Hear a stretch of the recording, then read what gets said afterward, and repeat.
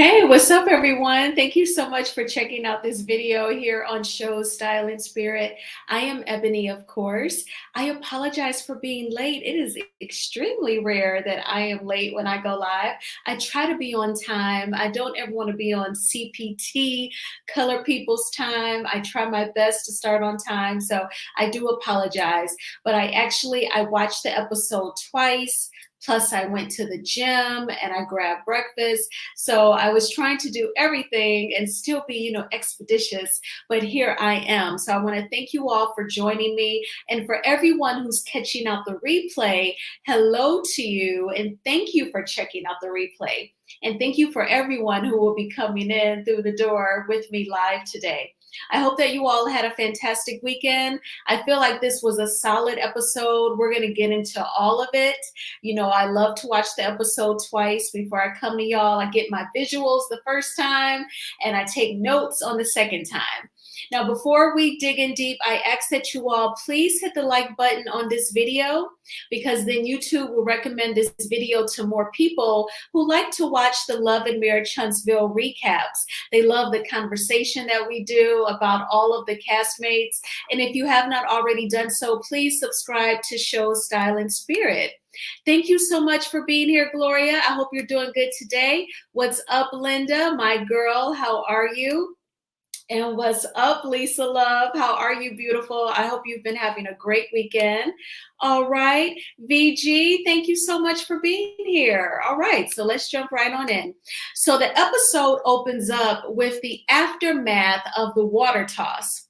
And what they did was they kind of played like the last minute from the previous weekend's episode where Marceau went, a low blow. He said, call the police and drug test her motherfucking arse. And then that's what activated A-Main. And he walked up on Marceau and Marceau started playing musical chairs around their lanai. He was walking around that furniture that you see, those chairs. A-Main kept getting closer and Marceau kept going in a circle. Then he was on the inner part of that lanai, closer to those windows, trying to get from A-Main. And A-Main said that he was going to slap him, okay? And Marceau didn't want any of that smoke. He was avoiding yet another husband. He avoids Courtney's smoke, and now he's avoiding A-Main's smoke. So I have to say this, y'all. I get that this was Kimmy and Maurice's home, but I felt like Kimmy and Jalen, they were doing a lot, okay? You had Kimmy. I want to acknowledge everyone who's come in before we get into this. What's up, Charlotte? Thank you so much for being here. Hey, Bevy, I appreciate you for being here. So back to Kimmy and Jalen. So Kimmy, when A-Main was activated, you can hear Kimmy saying, what we not gonna do, what we not gonna do. And it was like, girl, why are you trying to check this man who looks like he can pick everybody up and just toss y'all somewhere in various corners? You should just be like, you shouldn't be trying to turn up with him. I felt like Kimmy was trying to match energies. You should have been the one to say, okay, A-Main, just calm down. I know you don't like what Marceau just said. Just please, I don't want anyone getting hurt. You don't be like, what you not gonna do, what you not gonna do, because Kimmy, it didn't work. He totally phased you out. He didn't hear you. It did not work. So who they then decide to be aggressive with was Kiki. And I felt like it was two people on Kiki. Now, you all, I'm sure, have heard, people were giving their commentary last night. They were saying, Kimmy was pushing Kiki out.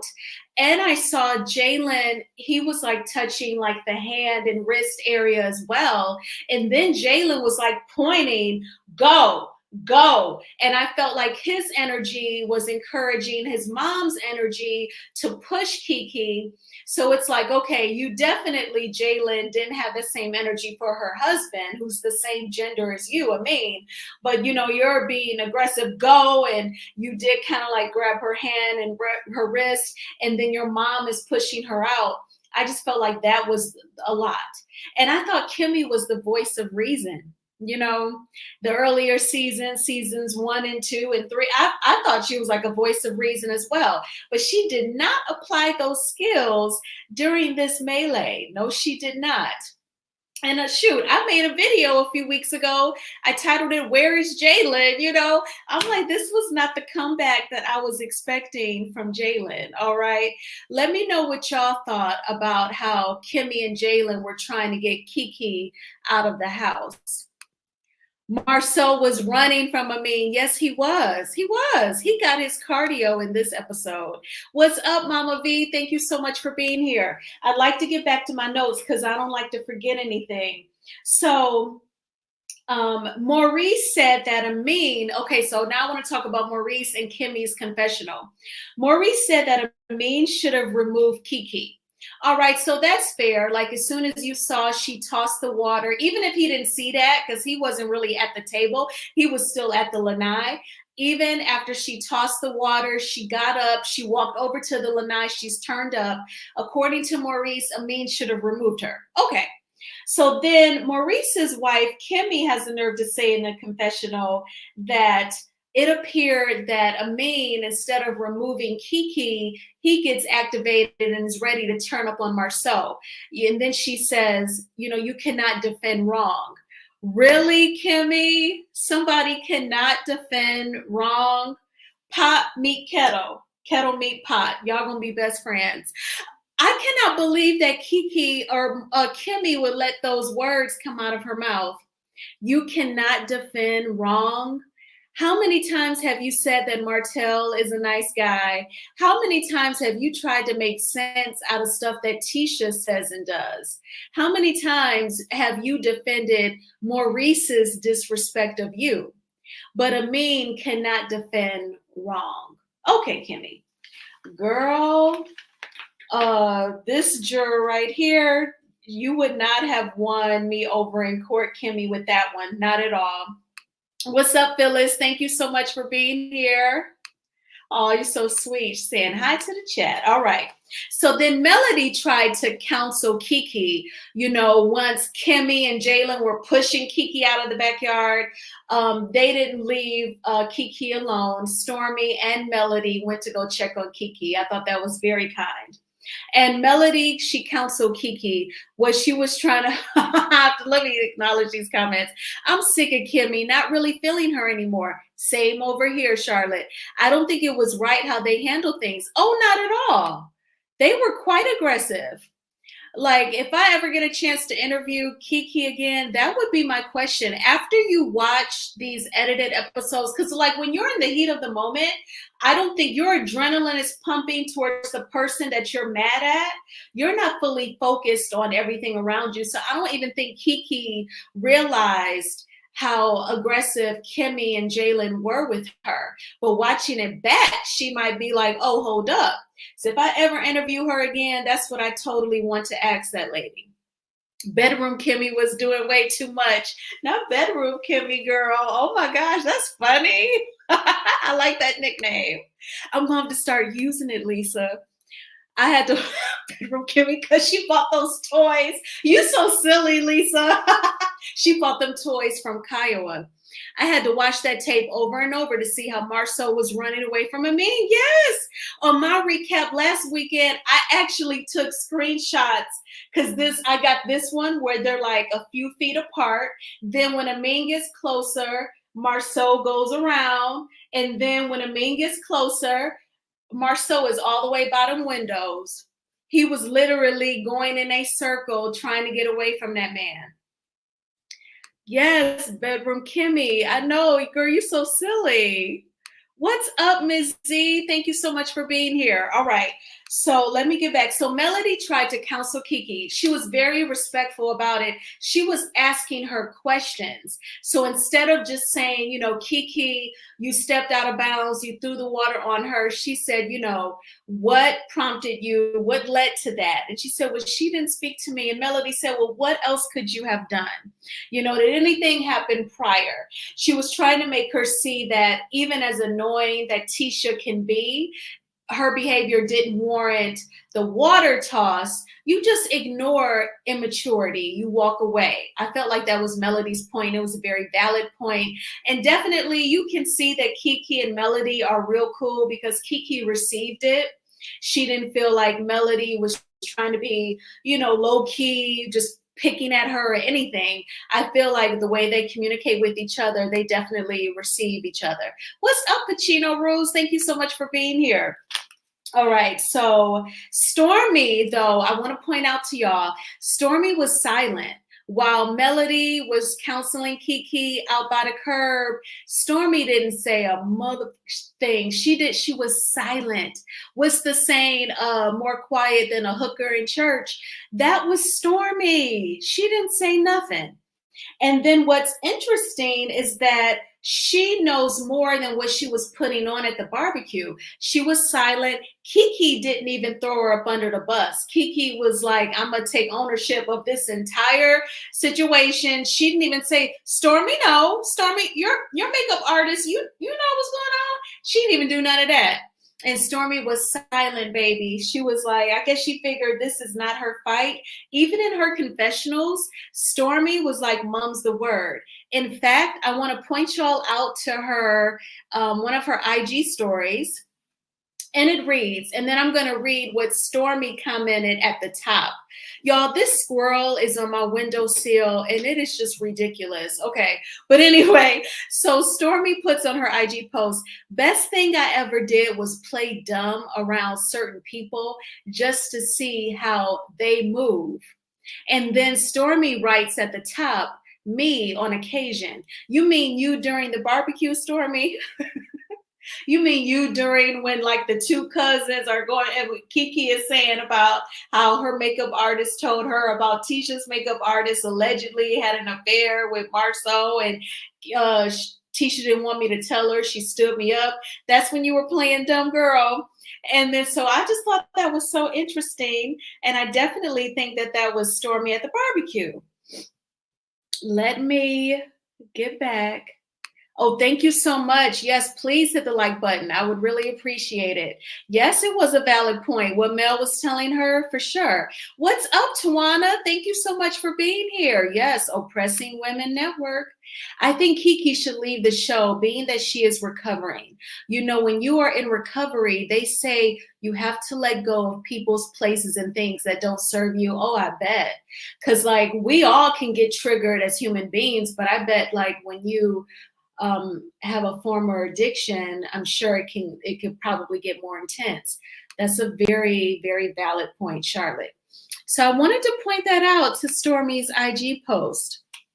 So then we see that, you know, Maurice surprises Kimmy with the Jeep. He had Jalen drive in. And I mean, Jalen was already there. So like, that probably was her first clue. Like, why is Jalen pulling up to the backyard in a Jeep? He's already here. But then, like, she knew that they had been discussing the Jeep. She seemed pretty surprised. Like, we all know that she was in a car accident earlier this week, and it was not this Jeep Rubicon. Perhaps she was driving Maurice's vehicle, or they have an additional vehicle. I don't know. But they pulled up, and she was hella excited. Melody was happy for her. She ain't no hater. She got up out her seat too. And for a few seconds, it looked like a rap video from the 90s, okay? All we needed was like Snoop Dogg or Dr. Dre to come around from the back and start rapping. And then you had a music video. Because Kimmy was that turned up and she stood up in the Jeep and Melody was dancing. It was a moment. It was very cool. I did like it. So I don't know if she really got the car, but yeah. It was a cool scene. This show displays so much negativity, in my opinion. You are correct in your opinion, Phyllis. What's up, Liddell? Thank you so much for being here. Kiki's thirst to be on the show is large. She is up against it as long as the Scotts can gang up on her. Wow. Kiki needs to let family and friends that trigger her go and concentrate on her recovery. That's definitely fair. But I think she thinks in her mind, perhaps she can do both. I don't know, because they are definitely out to embarrass this lady every single chance that they get. Okay. So then the conversation continues with Kiki. So Kiki literally has been carrying the last couple of episodes, okay? So they decided to have dinner. They're sitting down. Tiffany walks in for once, for a change. Her teat is not in her baby's mouth. She walks in not breastfeeding. And she is sitting even near two men, at least one of which I'm sure would love to see a little nipple and areola. And she did not pull it out. She did not breastfeed that baby. So kudos to Tiffany. Let's give it up for her. Okay. So they are all sitting around eating, and Marceau is talking about, because like Melody was like, well, why did A-Main get mad at you? And he said, oh, it's because I said to call the cops and drug test that dope fiend. And, they were all like, oh my gosh. And Melody said, why would you say that? And then Marceau tried to say that her behavior was based on the drugs.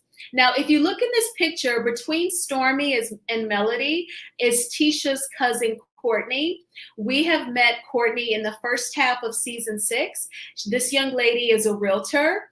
And in my opinion, I'm going to give a recap on some things that she talks about. She seems to be kind of level-headed, assesses a situation. She definitely is going to show empathy towards Stormy, but I just want to give that little intro to her. So when Marceau says, oh, I made a comment about let's drug test that dope fiend, and they were like, oh my gosh. Courtney was like, now, Marceau, why would you go there about drugs? Like, that is serious. And that's just what Marceau does. That's why Stormy called him the B word. And that comes back up. So for this, I definitely want to get into my notes because I do not want to miss out on anything that I've noted. But first, I'm going to go to the comments to get caught up on them. If Kiki needs to go, so does the addict Maurice, the manipulator Marceau, the street seller Courtney, the shoplifter Tisha, the ATM. Oh Lord, Tawana. Okay. Girl, you about to clean house, girl, like them alphabet boys. This is giving DEA, FBI, girl, all of them. Goodness. Woo. Notice how the Scots get animated when they're gossiping about other people. Yes. Oh my gosh, Pacino, that is in my notes, that the Scots, they obviously gossip about other family members. This last paragraph of my notes, I'm just gonna read it straight. I have to be rude. I can't look in the camera because I want to express all my thoughts. Tiffany walked in without a care in the world, not even a diaper bag. That's true. That's true. She did forget the diaper bag. I don't understand, Tiffany. You'll pull out your boob like that, but yeah, not even a diaper bag for that little boy. I can't wait till he starts talking to see what he gonna say. Sunday blessings to you as well, Sheila. What's up, Journeyology? Thank you so much for being here. Yes, indeed, Tawana Red. What's up, Melanated Energy? Thank you so much for being here. I enjoyed you last night on Pinky's Live. All right, so Marceau, I'm just going to read my notes, so I'm not going to be looking up for a few moments. Marceau said in his confessional that Tisha is living the life that Kiki wants. And I do pose the question, what would Kiki want that Tisha got? I mean, Wanda even made fun of Kiki moving, but so has Tisha moved into an apartment while they renovate the house, and they're supposed to be building another house. So that's going to be at least one other move. But anyway, Tisha's cousin Courtney arrived.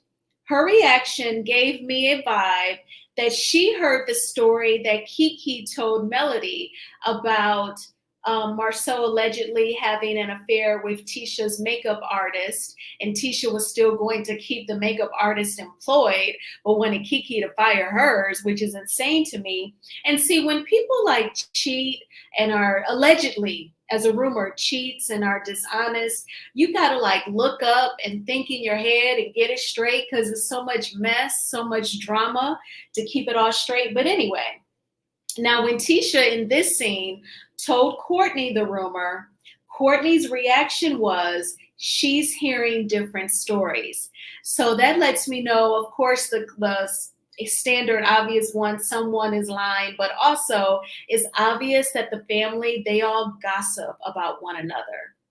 They definitely tell each other the juice. And that's why Courtney has heard all of these different stories.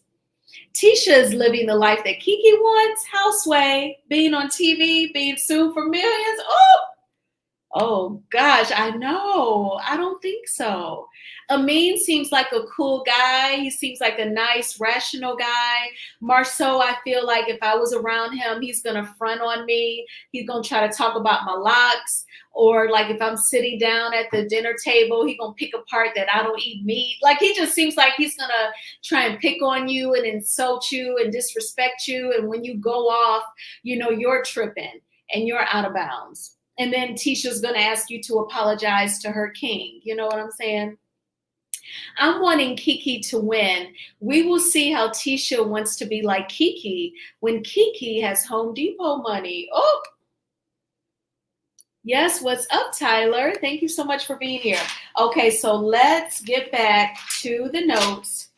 So I want to talk about the conversation here. So this table, they definitely talked about a lot. So Marceau and Tisha's defense is simply that Kiki is lying and Kiki is still abusing substances. Because see, the fact that she has this past, which no one is perfect. Your past may not be drug abuse, but maybe you used to curse folks out or be a bully and beat people up or whatever, or huge gossip, something. Like nobody is perfect, okay? So, but because she has this past, whenever she speaks up about some BS, they'll just say, well, she's just lying on us and she's lying because she's still on drugs. That's like their lowbrow, easy, lazy read defense that they have. Marceau made jokes about her past drug use. And I want to say, did anyone notice? So in this conversation, they were trying to say how they were convinced that Kiki was still doing drugs. Marceau even says, wasn't the makeup obvious? And I felt like that was a dig towards Kiki's makeup artist. But Kimmy had the nerve to say that when she hugged Kiki, she felt tremors.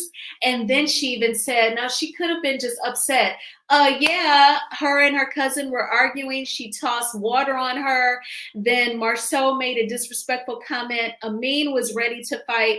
Of course she was shaking. Don't make it seem like she trembles like a crackhead. Come on now. And then Courtney pointed out, well, I just think that she sweats a lot. And I don't think I'm making excuses for Kiki, but they are in Alabama. I mean, ain't it gonna be hot down there? And I mean, I assume she's in her 40s. She has kids, teenagers. She could be going through early menopause. I mean, is sweating a huge trigger? I'm like, she don't sweat like Whitney Houston used to sweat. And even then, Whitney was on stage singing, belting out songs for days. So I don't know why they're just so harshly judging this woman. That was a joke. What does Tisha have that Kiki wants? A cheating husband suits living a life of nothing but lies for a scary husband. Take your pick. Right. Exactly. She was upset. I know. And they're just trying to paint this horrible picture as if us viewers cannot see through them. Now, what I would want to say if Kiki was watching, Kiki, about Marceau trying to make jokes about your past, this is what some people do after they have violated you, disrespect you. They point out a past mistake or they try to make you feel ashamed so you lose your voice and you won't speak up and call them out. So Maurice said at this table that it's triggering for a woman to call a man a the B word. So women have always been called the B word. If we are assertive and speak up for ourselves, if we are not satisfied, if you speak up on the job, you're a B. If you don't give a man any play, you're a B. So should we not be triggered? But if a woman calls a man a B, it's triggering. And Martell agreed with him and said that a woman should never call a man the B word. But I never hear that same, powerful statement for the other way around. Do they really think that the B word is just reserved for women? They were acting like that it is. Now, Marceau was low-key calling Stormy ghetto when he said that in Stormy's culture, this is totally normal. I was thinking, what culture is that? Stormy is African American like I am. I mean, she ain't even from the Caribbean or directly from the motherland. What was Marceau talking about? He swears he is so intelligent. In Stormy's culture, this is totally normal. What is her culture? The Stormy still like is her shade of black an entirely different race from the rest of us?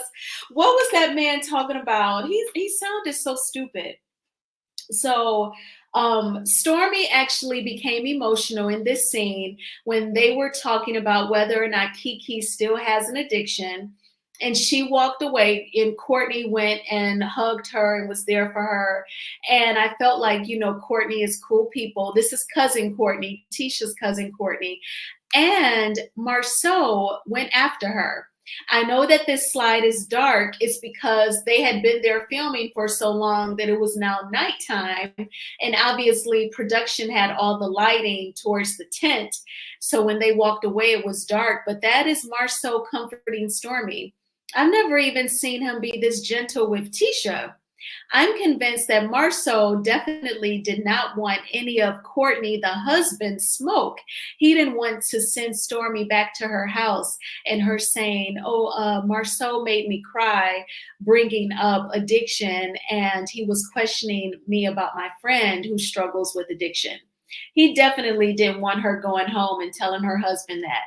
So he definitely ran up and comforted her. So let me get caught up on the comments, y'all. Y'all are definitely reading today. Oh, and she did say that. Okay. On a live, Kiki said she was going through menopause. That's what I think it is. Hey, Marcel ain't no doctor. What does he know? The men on this show act like ratchet women. They do. Especially Marceau, Maurice, and Martell. That's pretty much most of them. We're gonna give the MVP though to Chris Fletcher. We're almost there. This show is full of bees. I know, Tawana. Martell had no problem calling his then wife a 304 on national TV. Exactly.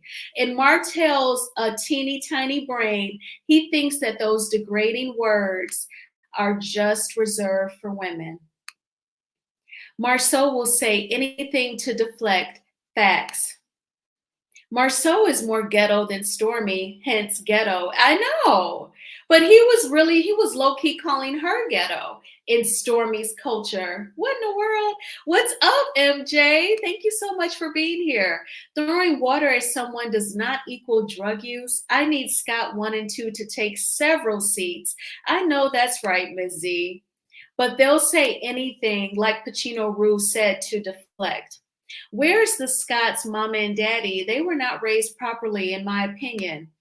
Well, the daddy, I think, is still up here in Michigan. Marceau was definitely doing damage control. 100%. That's a great way of putting it, MJ. Kiki's issue is with Tisha, not Marceau. Yes, Marceau inserted himself. That's right. Marceau should have stepped back and let Tisha deal with her cousin in her own way. Amin stepped back because he knows the dynamics between Tisha and Kiki. You're right, Journeyology, and that's important to point out that it did start out between the two women. And then when Marceau said, call the police and drug test her motherfucking arse, well, that just slipped out of my mouth. I didn't say arse, but I dropped the F-bomb. Then that's when the two men got involved. Well, Marceau was kind of running away from Amin. All right, so then I believe I have talked about everything in this scene. So let's move on. So Martell decides to tell all of the men to meet him at the gym. Their mom is there locally. That's right. They did move her down to Alabama. She doesn't like being on camera, it appears. Right. I know, I'd be ashamed. Well, girl, anyway. Martell is obviously trying to sell himself as a physical trainer and fitness trainer. And I think that is smart for him for once.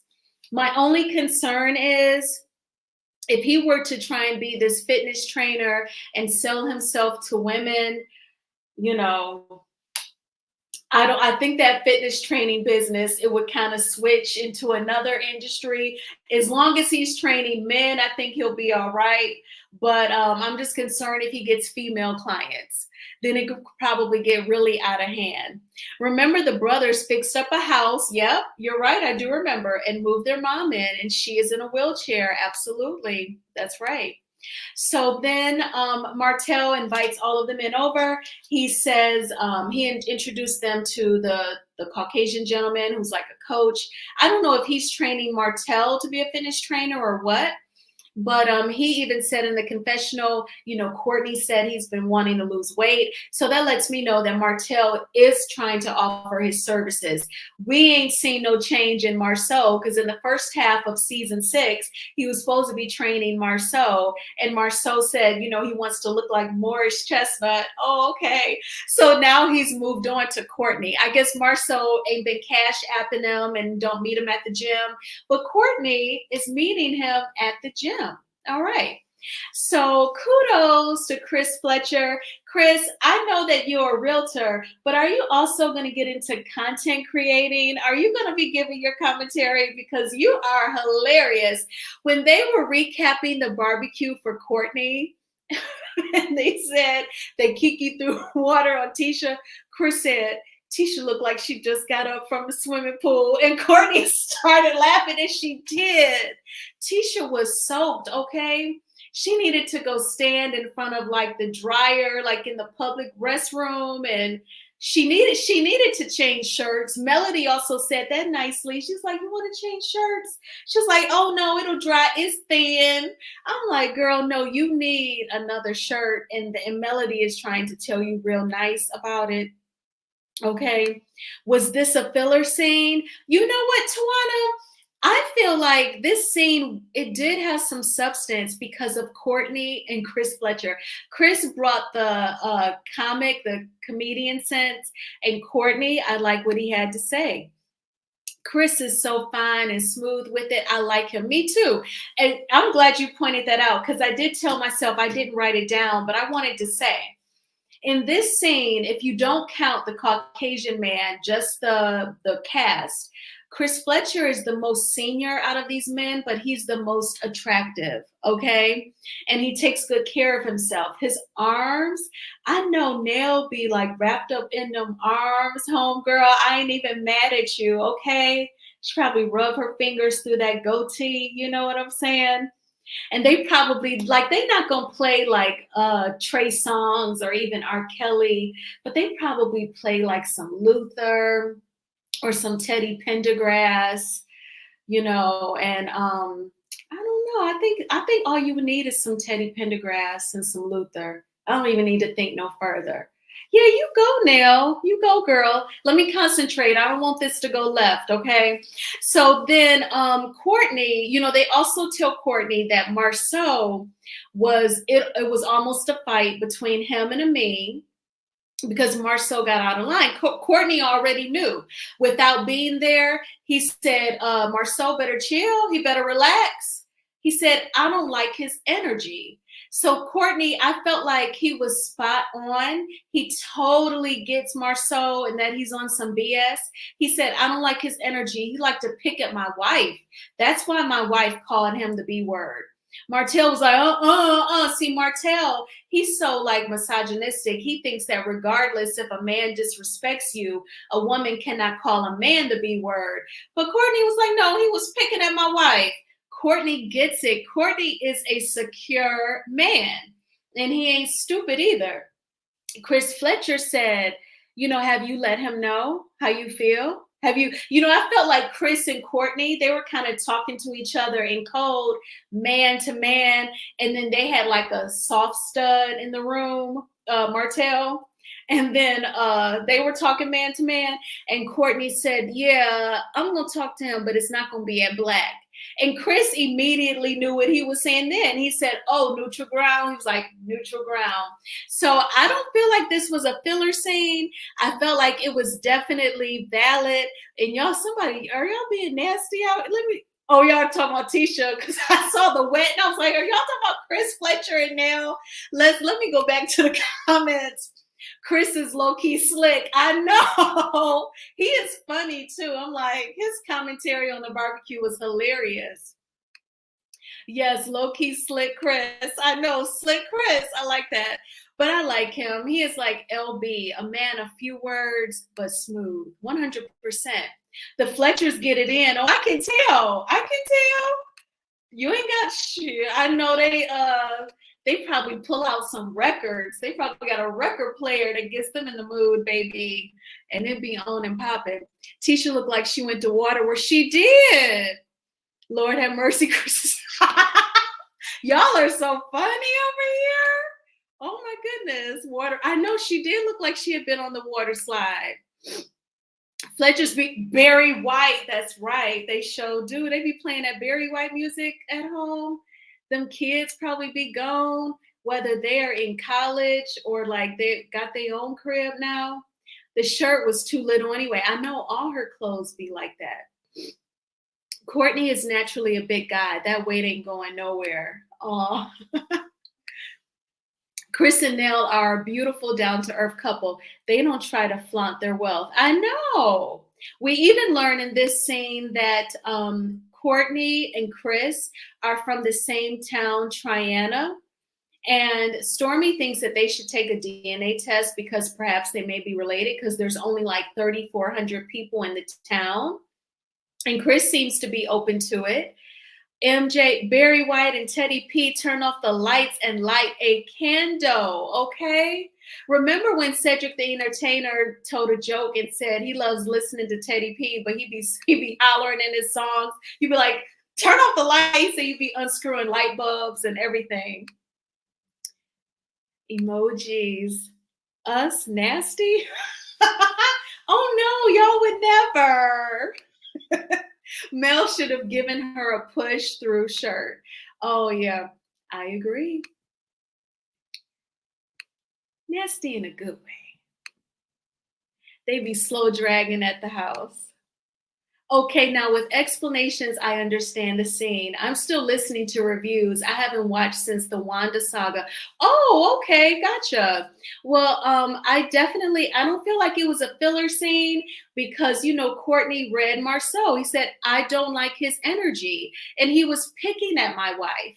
So I think that that's valid to say, especially when Martell just absolutely says, under no circumstance should a woman ever call a man the B word. But he acts like those words are just reserved for women. He's the type of man that don't need to say much. Just look at you to get you ready. Oh! Everyone must remember that Kiki's addiction was not of her own doing. It happened because of her physician prescribing opioids that were addictive. That's why, and it could happen to anyone. That is very fair, Sheila. Thank you for sharing that comment.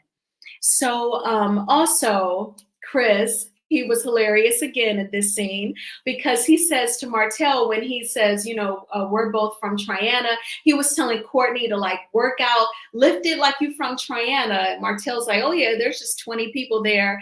And he said, Chris, you and I could be related. Chris was like, we ain't related. Yes, Chris, you are not dumb. You do not want to be related to Martell. He was like, no. He even says again for Martell to get up out this house. In this scene, he says, you can go to Atlanta, wherever you want to go. I think Courtney said that. Courtney's like, you gonna move to Atlanta? And they started laughing. And Chris says, does your house start with chateau? And then in his confessional, Chris said, I don't give a damn where Martell lives as long as he gets out of the house. Chris is hilarious. I thought that was so funny. And he even said he can go to Melody on the Mountain or Atlanta with Sheree. I was like, well, baby, he can't go to Melody's house. Ain't no way. He is so locked up out of there. He cannot get up in there. And I guess low-key Sheree is done with him too. So he gonna have to find somebody else. And really, his baby mama needs some help. They do need to move in together maybe and split the bills. But for whatever reason, he won't do that, okay? And I guess Belinda won't let him move in either. So then we see, so let me go back to my notes. because we see where Kiki and A-Main, they are moving. So, do y'all remember? Like, I know Wanda, she tries to humiliate and disrespect Kiki every chance she get on YouTube. But in one of her YouTube videos, do y'all remember Kiki saying, or Wanda saying, you know, Kiki, why did you move out of that big house you were in? Why did you move? Like trying to insinuate that they have like financial problems and Kiki isn't working at a university anymore. Well, Kiki actually was venting in her confessional, saying that they're moving again. And she said, I feel like when A-Main makes decisions, he doesn't really think about how the decision affects all of us in the family. And I wanted to ask you all about this because I'm single. So any decision that I make, it just impacts me. I don't even have children. So for all of you who are married, or if you live with your partner, you know, a major decision such as moving, does your partner just move like A-Main and just does it and just tells you you're moving? Or is it a valid conversation where you're giving input? And you may say to your partner, well, A-Main, why are we moving? This house is big enough. It's in a safe area. It's close to your job. Why would we move? It sounded like through their conversation, A-Main was convinced that because their son is such a great athlete, he could get better sports training in a different school district. And that's why they were moving across town, according to Kiki, to get him in this certain school district.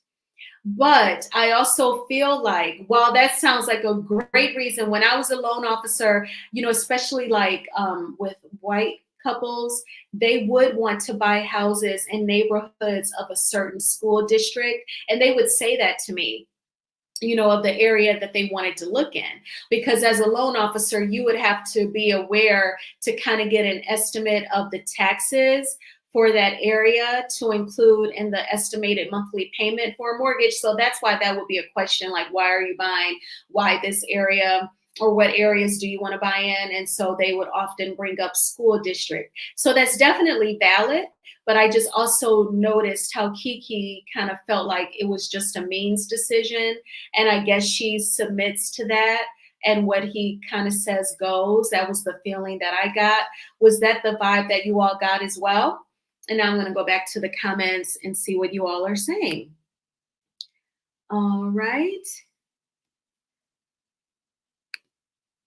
Chris is like, he gots to go. Absolutely. He is sick of him. And Chris, I wouldn't do business as far as like helping Martell secure another property to live in. I wouldn't do that no more. That's why I say Mel should give Tisha a push through shirt. Oh, yes. Okay. To send a message. Absolutely. Why the heck does he still have 20 more days to leave the house? No. Martell. I know. This is so, he is the most ridiculous person I have ever seen in my life.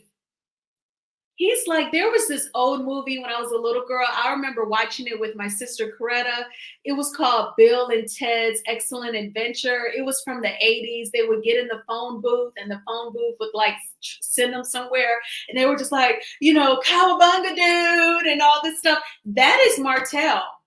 He is like a surfer dude, but he makes the surfer dudes look bad, okay?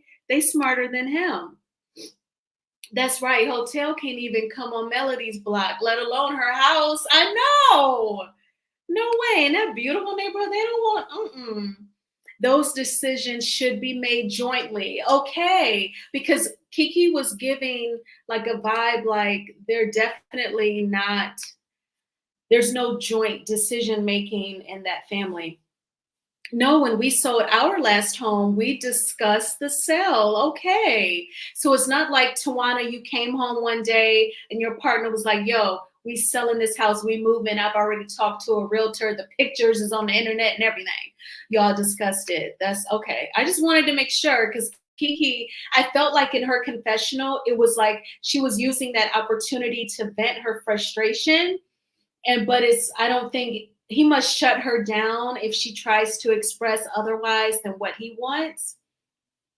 They are moving for the son and his athletics, yes. But I still think like she still didn't want to move. You know what I'm saying? They're moving because of the son. This happens with young, promising athletes. Definitely worth the sacrifice. No, ma'am, not unless he can put that mortgage by himself. I know that's right. Absolutely. And if I was in a relationship, I would say that's the smart way to go. Like, just base it off of one of you's income. So if God forbid there's another recession, or if anything happens and one of you has to stop working, that mortgage is still something that's affordable because you only based it off of one person's income. Amin was concerned for his son's future. Sometimes you have to jump at the opportunity. I definitely see what you're saying. Probably because Kiki doesn't work, he feels like she doesn't have any say. School zones do matter. My son got a full track ride to college. That's awesome. For being in a winning track team in high school. Okay, that's sweet. He's talented. I also know where Kiki was living. I also know that Kiki was living in the backwoods. I think she moved to a better area. Okay. I agree. My husband passed away. I'm very sorry for your loss, LaDon.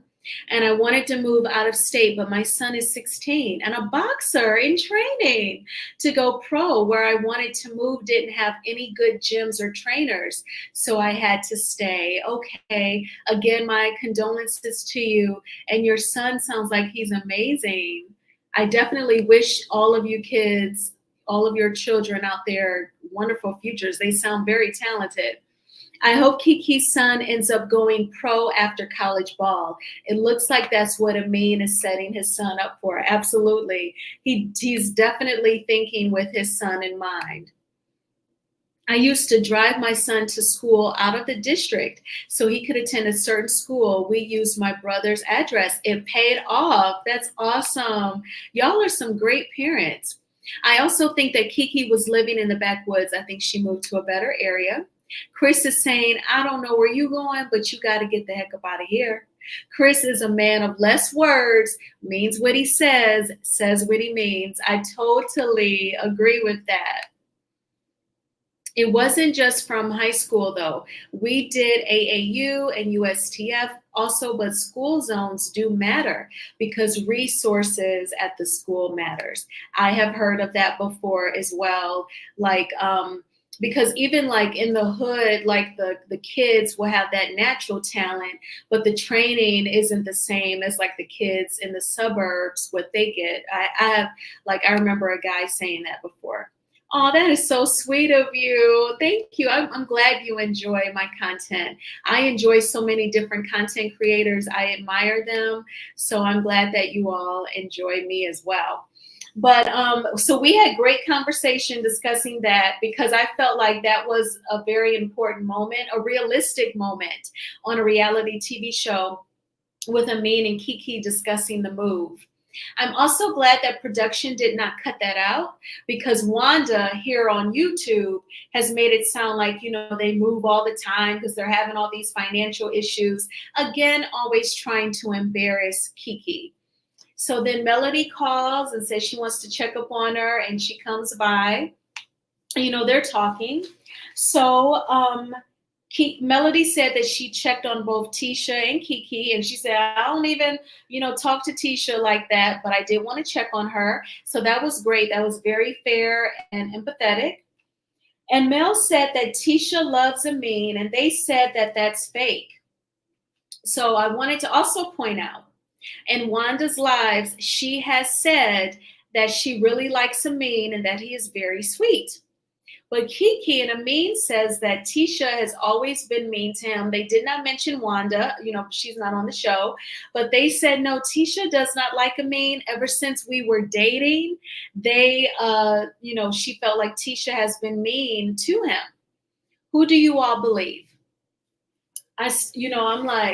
I'm inclined to think that Kiki and A-Main knows how he gets treated. Because even when they were sitting at the table at Maurice and Kimmy's house, and Tisha was like, and I love A-Main, I felt like she was trying to convince everyone.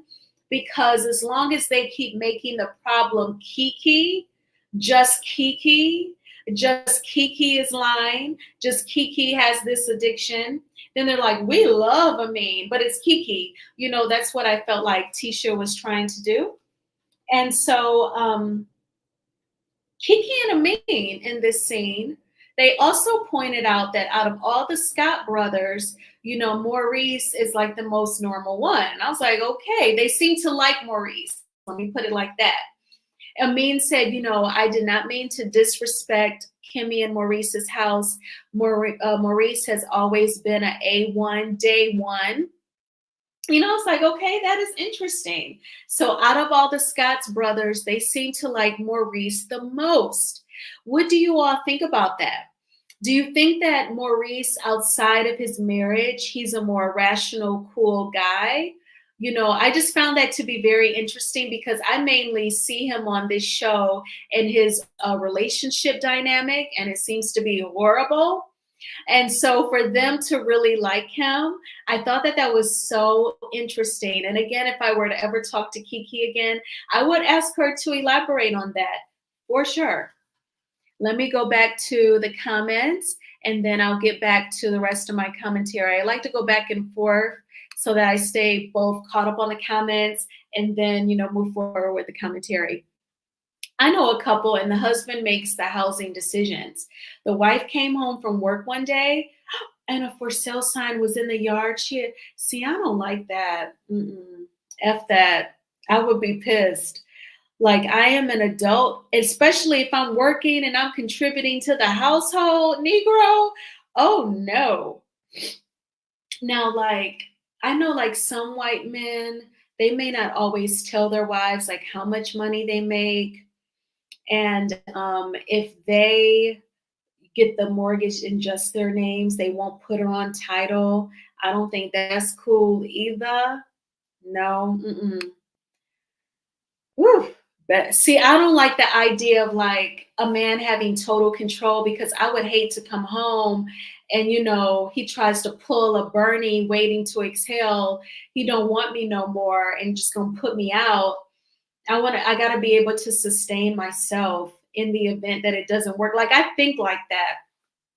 Better schools have booster clubs that support and the kids can travel more. Okay. I don't know what's a booster club. If I were Chris, hotel and his belongings would be right next door to Kiki.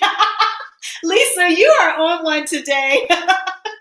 Would be right next door to Kiki's storage unit. We would see Martell over there. We'll see like his bald head packing up boxes. They'll be like, Martell, we didn't know you was in this scene with us. You helping us move? There are families that prefer to rent rather than own. It doesn't mean a thing. Wanda needs to stop. Exactly. But she thinks that she's embarrassing her to all of us by, you know, airing out this dirty laundry, trying to humiliate this woman. I believe Kiki and A-Main, absolutely, me too. The Scotts always want to deflect, exactly, and they think that everyone is so stupid. That's what's so insulting. They have probably had less interaction with Maurice over the years. So no opportunity to have discord with Maurice. Valid point.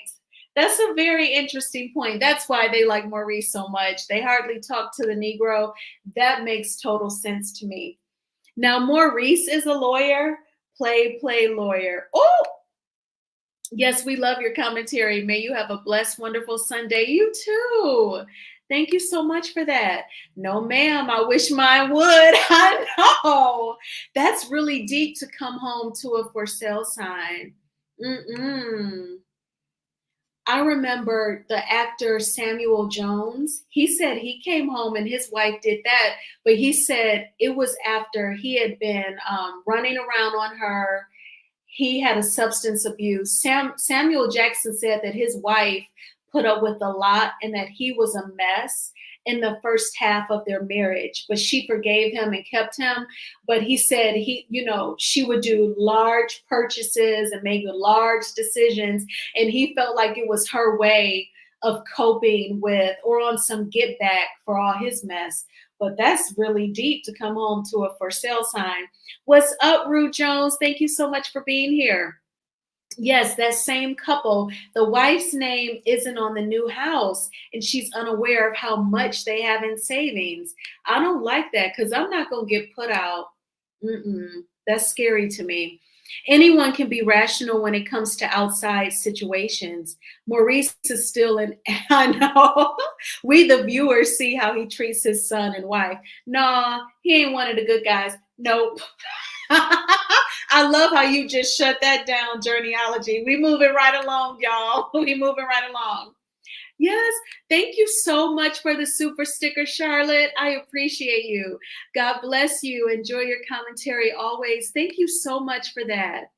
This is the same Wanda that said Kiki and A-Main are divorced. I know. You're right, Pacino. She will say anything thinking she is humiliating that woman. Maurice files bankruptcy petitions and paperwork at the courthouse. He is a consumer protection lawyer. Okay. Well, thank you for that tea. All right. Okay. So Melody, also in this scene, she let them know that, people are trying to say, Kiki, that you toss the water because you're still on drugs. And, I feel like you need to shut them down by proving what they're saying is wrong. And I have a test.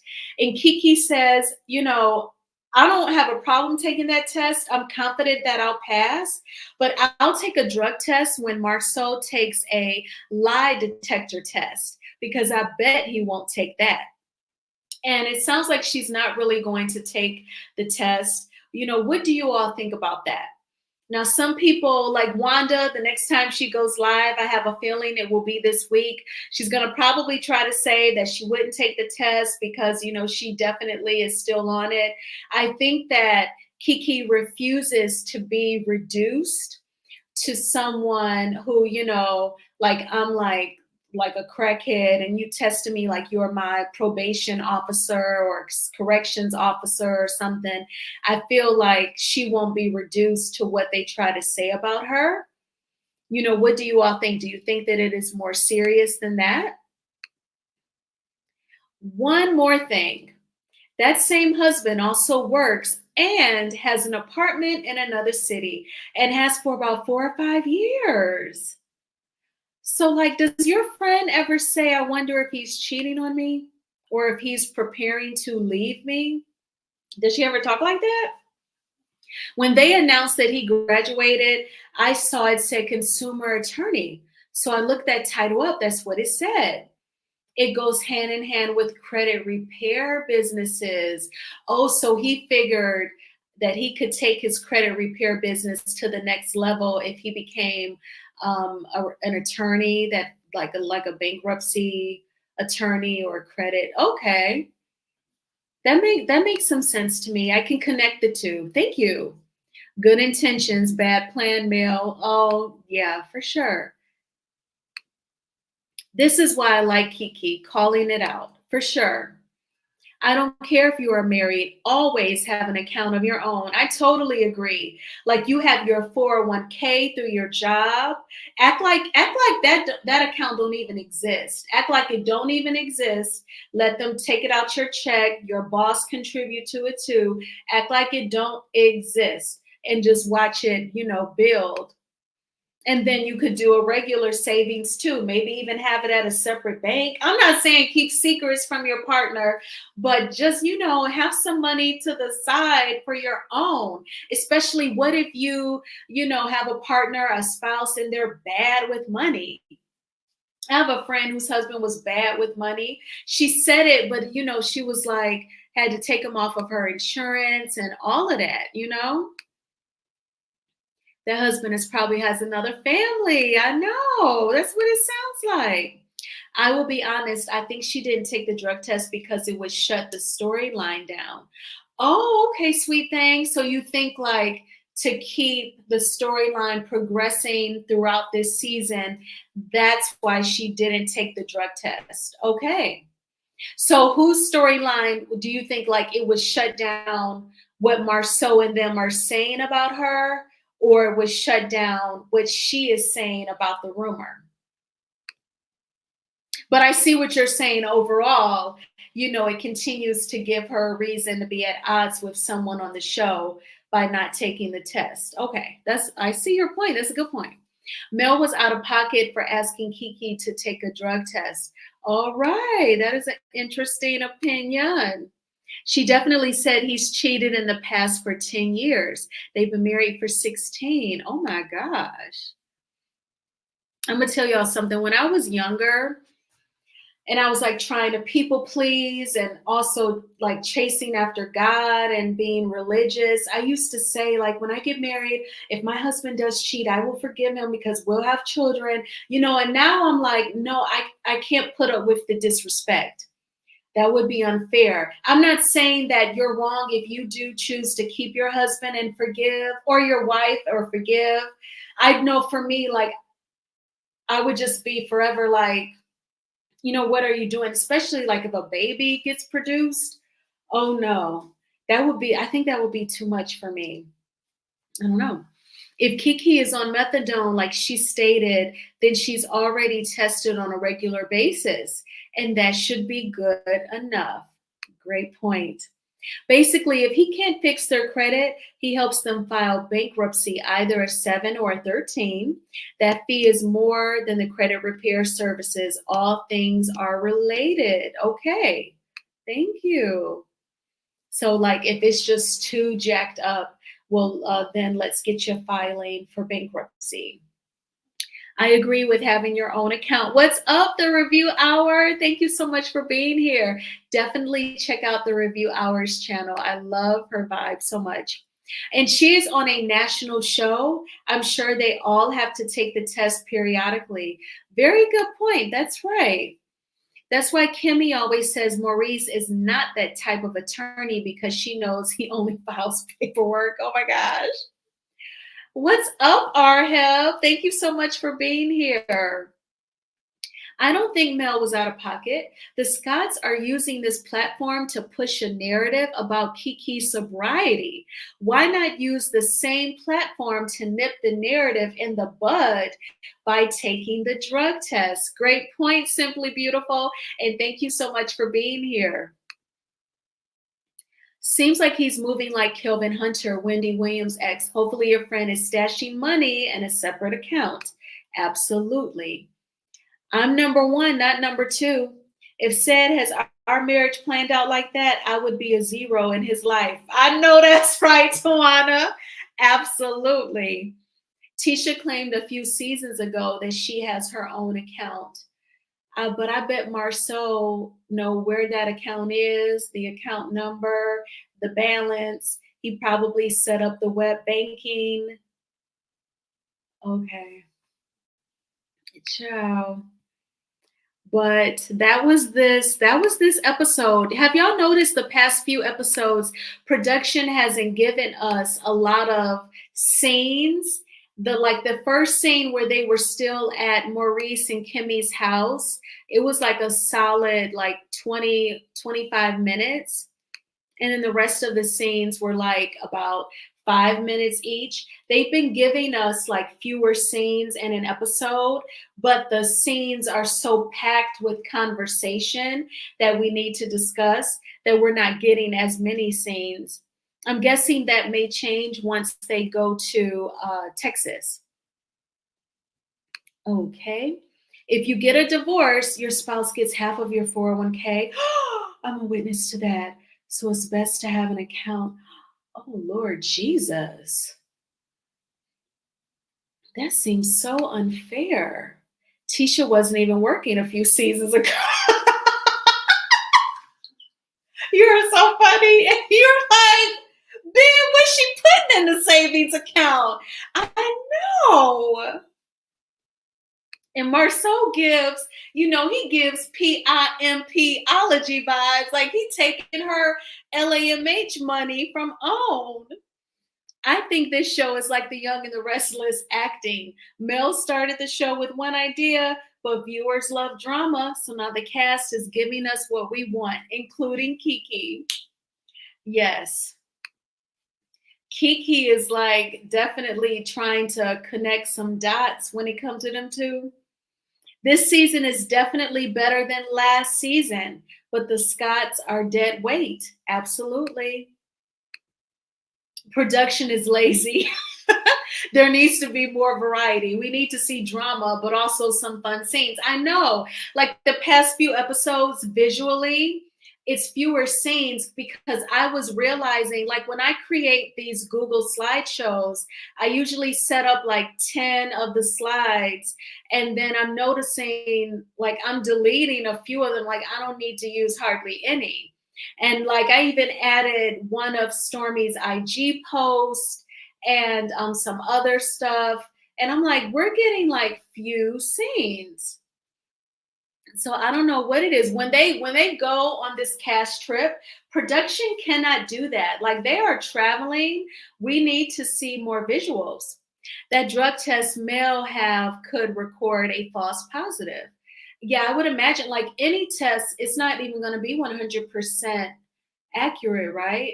Like I'm guessing like she went to the drugstore, like what people get. Because I have a friend whose son, she suspected that he was like, I'm checking my Instagram just to see if like Melody is live or anything. But I have a friend whose son she suspected had gotten high, and like his grandma came over with a drug test that she had gotten from like the drugstore.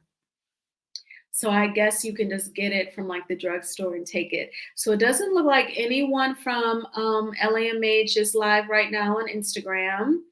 Just Robin from, if y'all remember, it was like a realtor show on OWN. Ladies Who List Atlanta. She's like live right now. With a 401k, you can make a beneficiary and your spouse don't necessarily get it, but a pension is different. I work in HR benefits. It's not cut and dry that a spouse gets your 401k. That's good.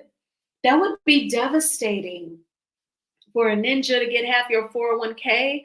What if he dogs you in the marriage? Now he gets to dog your money. Remember like when Mary J. Blige was first like separated from her husband, like they were divorcing, a judge made Mary give him, because I used to know the number, it was something like 25 or 30,000 a month in spousal support, because that like broke my heart. I remember posting on my personal Facebook the link to the story, and I remember writing, what songs did her husband sing? What tours did he headline? And one of my male classmates responded and he said, well, for all these athletes, how many yards did these women run? How many 3-pointers did they shoot? You know, he flipped it on me.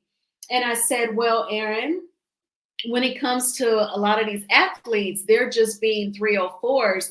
They ain't even married to these women. They just effing raw and making babies, and now they got to pay child support. That's on them. Mary J. Blige was married to one man, Kendu Isaacs, but she was the one recording those songs and going on those tours and shooting those music videos and doing those interviews, and she got to pay him. That's why, like, you see her, she's been working on Power, thank God, so that she can try and restore all that money that she had to pump out to him. I think that's crazy to me. That's why Goldie Hawn and Kurt Russell, they have never gotten married, because she was married before to her daughter's dad, her daughter who acts. She had to pay him a lump sum. And I guess this was like back in the 70s or something. And it was like a big deal. She had to pay like 75K. And Goldie Hawn was like, never again. She wasn't paying him anything. Janet Jackson, she had to pay Renee Elizondo like $10 million. And when she had that documentary on Lifetime last year, and he had all those years where he would just follow her with the camcorder, I'm sure that she had to pay him for that footage. I don't think her ex-husband just gave her that. I'm sure he was like, oh, how much you're going to give me? So, but I guess like when these men, when they're married to a woman with a lot of money and it don't work out, I guess they going to get what they going to get. So let me go back and get caught up on the comments. People don't realize that a 401k plan is voluntary, almost similar to a savings plan. In the preview for next week, Martell has some nerve telling Nell that he wants a list of all the friends. That's psycho. I mentioned that briefly in my commentary this morning about the upcoming preview. I'm glad you brought this up, Journeyology. That's like psycho, allegedly, and in my opinion. Why do you need to know the names of people attending an event of hers? Dude, your marriage is over. She left you in April of 2020. I'm sure your divorce has been finalized for a good 2.5 years. Like, move on. You're moving on sexually. You're moving on sexually with other women. Why can't you move on mentally and emotionally? It's a wrap. He is so strange to me. And he was like really triggered by the fact that she's changed her last name and she's making it a beautiful moment with a ceremony. She is reclaiming her new hold on life. She's not looking at single status as something bad, but something good. She's moving on without you. Like, get it in your brain. That is just psycho. Prenup. Yep, you're right. Now, I am not saying with a good attorney, the spouse can't get access to some of it during a divorce, but most employers do not force you to sign up for a 401k, whereas a pension is automatic enrollment. I love Mel. I love Melly Mel, but I think she was overstepping boundaries with the test. All right. Journeyology to the root. Marty's feelings were hurt. He needs a list of jobs. Absolutely. Not everyone signs up for a 401k plan when they start a new job. And I think that they should. Like, if you can, even if it's just 1% or 2%, do something and just act like the account don't exist. Right. With IRAs and a 401k, it has to be awarded as part of a divorce settlement. My good friend has to give her crackhead 50% because he barely worked. How is that her fault that he barely worked? Oh my gosh. Because when they were married, he became accustomed to that lifestyle. Oh, Lord Jesus. So she has to give him 50% because of how he was living when he was married to your friend Lisa that had a job. That is so unfair. Hotel is insane. That was crazy, as if changing her last name is an offense to him, but cheating on her wasn't. Exactly, Lisa. It is amazing how Martell thinks. Like, his brain, I think his brain cells be up there partying and getting lit and, just throwing back 40s, but because they definitely don't work together and help this man out. But it's wild up there in Martell's head. They should, but it's not mandatory. Yep. Martell is clearly not all there in the head. How is he upset that Mel is changing her name or that the Fletchers are going to the ceremony? That is crazy to me. That is not normal. And that's the part of Martell that, like, it would bother me if I had to be that connected to him via children. But I feel like Melody has a good handle on it. I don't think that she lets his abnormal behavior get to her, because it would be a lot. It would be to drive anyone crazy. I don't think she is. She said if they ever got divorced, everything will come. Oh, you're talking about your friend? Pension plans have rules for the spouse to be protected. Is it true that, like, when you get a pension, like if you've been married for 10 years and the spouse passes away, like the other spouse gets it? Is that a thing? I think she's being naive, but I mind my business. Your friend, I know. That's what's so scary about being in love. Like, some people, they kind of tend to worship the man. I can't deal with that. And he did dog me, and that mofo got half of my 401k. I was so mad, but I know better now. When you know better, you do better. Yes. And do not beat yourself up, Charlotte. You have a good heart. You assume that he would love that too. Well, it's his loss, but I'm sorry that that happened to you. But the 401k can be rebuilt. You know what I'm saying? That balance can be rebuilt. Or if it's, if you've already retired, your needs will still be met. I hope Mel has armed security posted. We don't need him walking in like he did at the kid's birthday party. Exactly. I wonder, like, with Nell telling Martell that, did production set up that scene? Like, I guess, well, production sets up every scene, but I guess they made her have that scene with him and told her that she had to talk about the name changing ceremony. See, that's another thing. Like, the show does it documents his behavior. And because he's being filmed, I guess he won't take things further to allegedly be like a stalkerish type of person.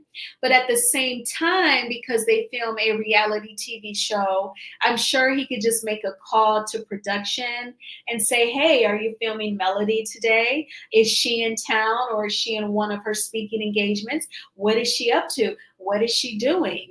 Especially like right now, how she takes her social media breaks. I'm sure that drives him bonkers because he can't get a really close glimpse into what she's doing. Prenups are a must these days. Absolutely. I always say, excuse me, because I have friends who will say, I'm not signing a prenup. I'm like, but that's symbolic of him owning something. At least he got something that he's trying to protect. That's my spin on a prenup. Don't just see it as a negative. That means that hopefully he got something. He got some properties, he got some accounts with some money in them, and he just wants to protect what he earned.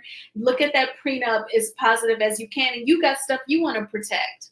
Whenever I think of a prenup, I also think of like on Sex and the City, when Charlotte was marrying Trey, the surgeon. I don't know if he was like a plastic surgeon. He was a surgeon. And his mom wanted Charlotte to sign a prenup. And there were all these rules, like you would get money if you stay married for like 3 years, 5 years, you get a little bit more money. If a child is involved, if you give them 2 kids, you get so much money. And then you'll also get a lump sum for $500,000. And Charlotte was hurt that she had to sign the prenup just to marry Trey, or the wedding was off. But she also was like, this is so, it's so detailed, and it just gives like our marriage isn't going to last, But she was like, and I'm worth more than $500,000. So she went and met with her future mother-in-law. She negotiated. She said, I'm worth $1 million. And she did get that. She was able to negotiate that in the prenup. Did everyone see that Martell's home is coming along? But I was confused why Black Titanic was showing it and seemed excited about it. It was funny to me. At one point, she said she was so proud of him. Oh, the house that he's building. Well, I even said it, like, I feel like if I had to say which house would be built sooner, the one that Martell is working on or the one that the Scotts allegedly are going to move into, I totally feel like Martell could finish that house sooner. Now, as far as what it might look like, I don't know, but I feel like he could finish it sooner 100%. Yes, for SSA benefits too. If you put in 10 years, you get a check. Interesting. Okay. Even Social Security. Wow. I hope like I can still get Social Security when that time comes. Hopefully he's doing something productive for a change. She was more excited about reporting it, but forgot the person he is. It's all good, but it was funny. You're talking about Nell and Martell. Educate us, ladies. It's true. I told my husband, if you want to ever leave, please leave my 401k alone. You will at least be able to profit off my SSI. Right. What's up, Alf MC? Thank you so much for being here.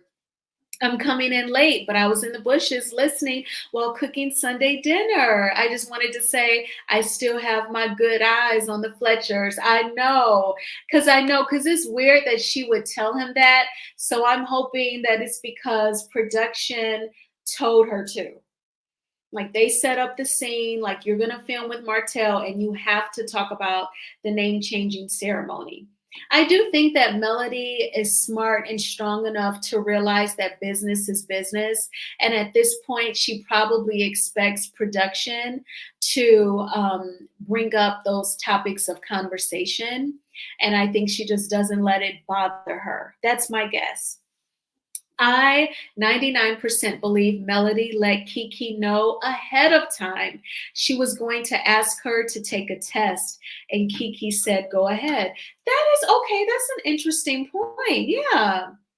Like Melody probably texted her and said, "Hey, just so you know, I am going to bring up drug test. I'm going to have it with me." Okay, for sure.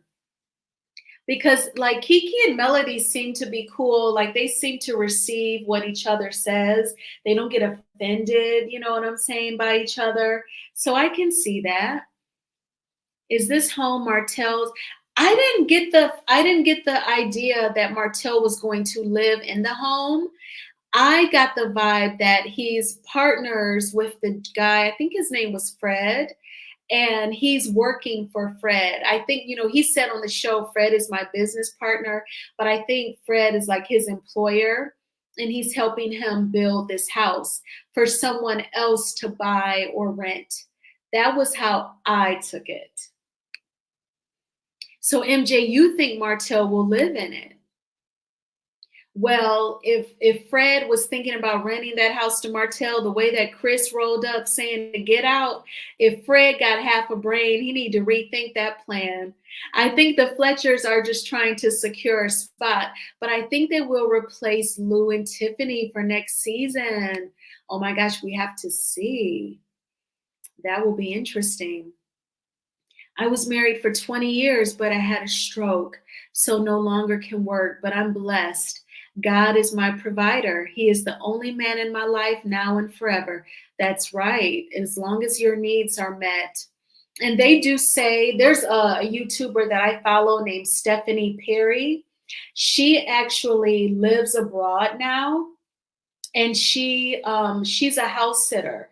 She's a professional house sitter. So while people are traveling, I guess whether it's for work or leisure, she stays in their house. So she doesn't pay rent anywhere on a regular basis. She takes care of their dogs.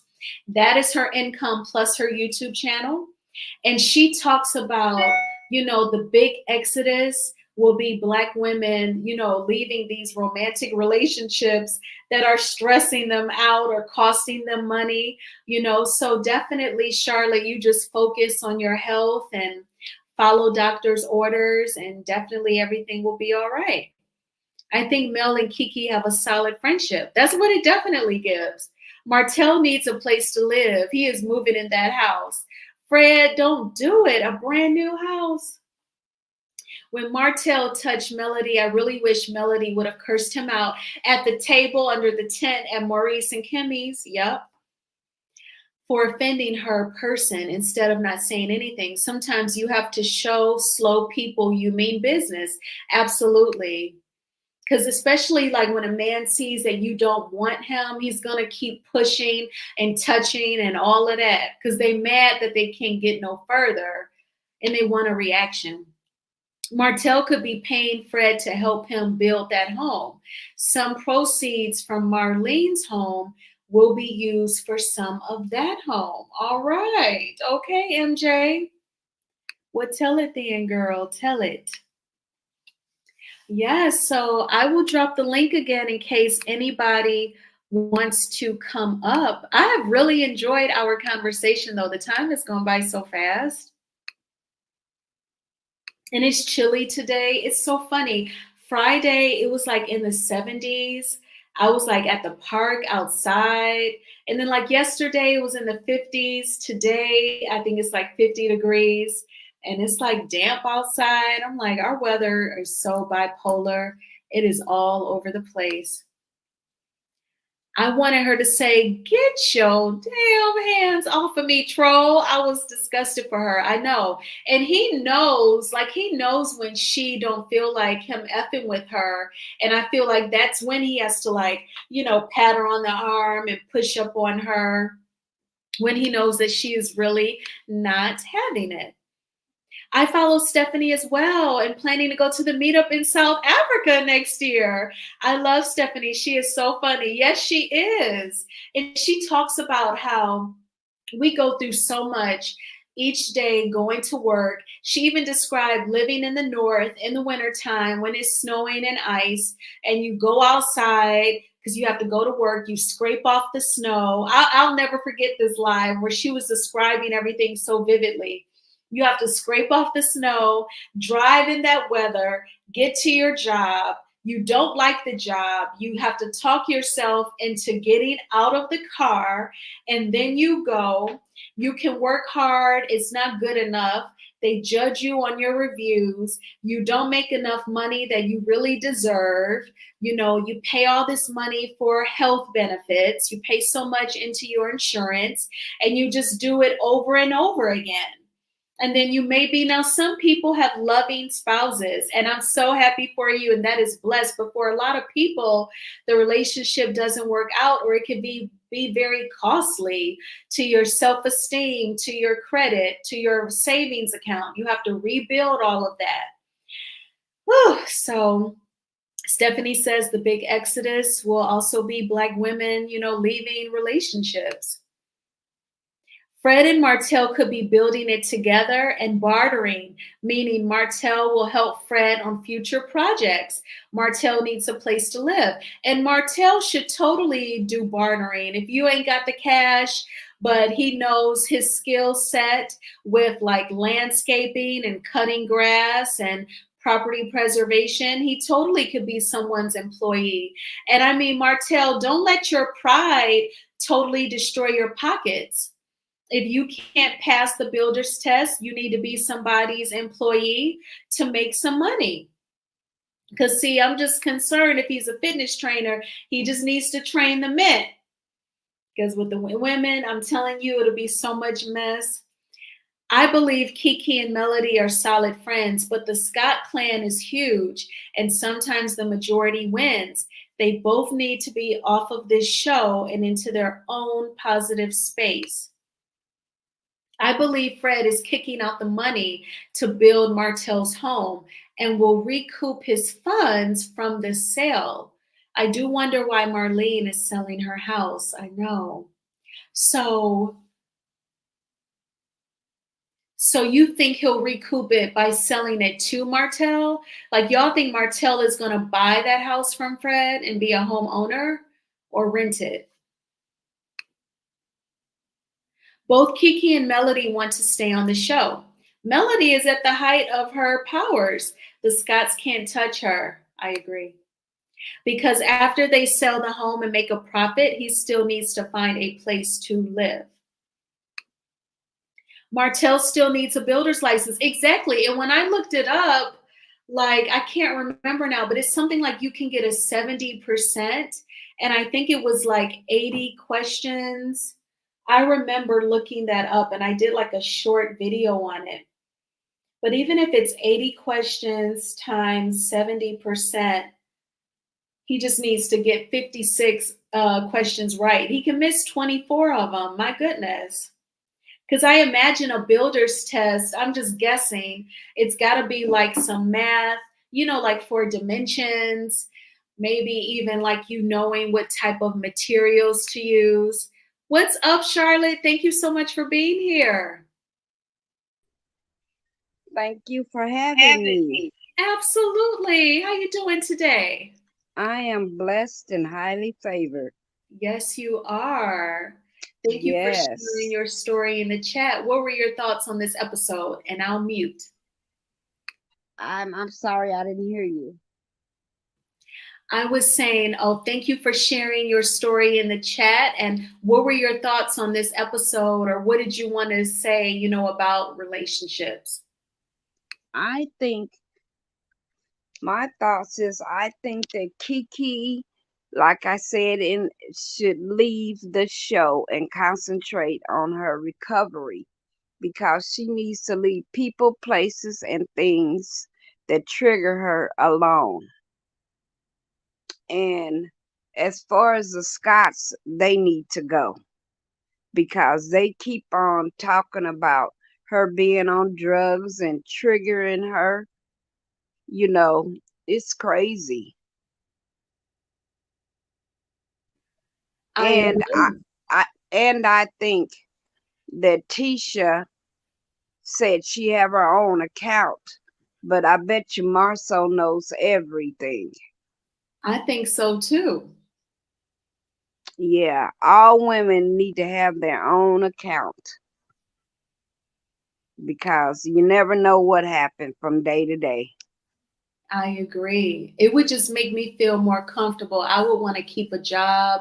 I remember working at a bank and I was a personal banker, and the other personal banker, we were talking about dating, and she said, I'm going to always keep a job because you can't trust, what if he comes home and he don't want you no more?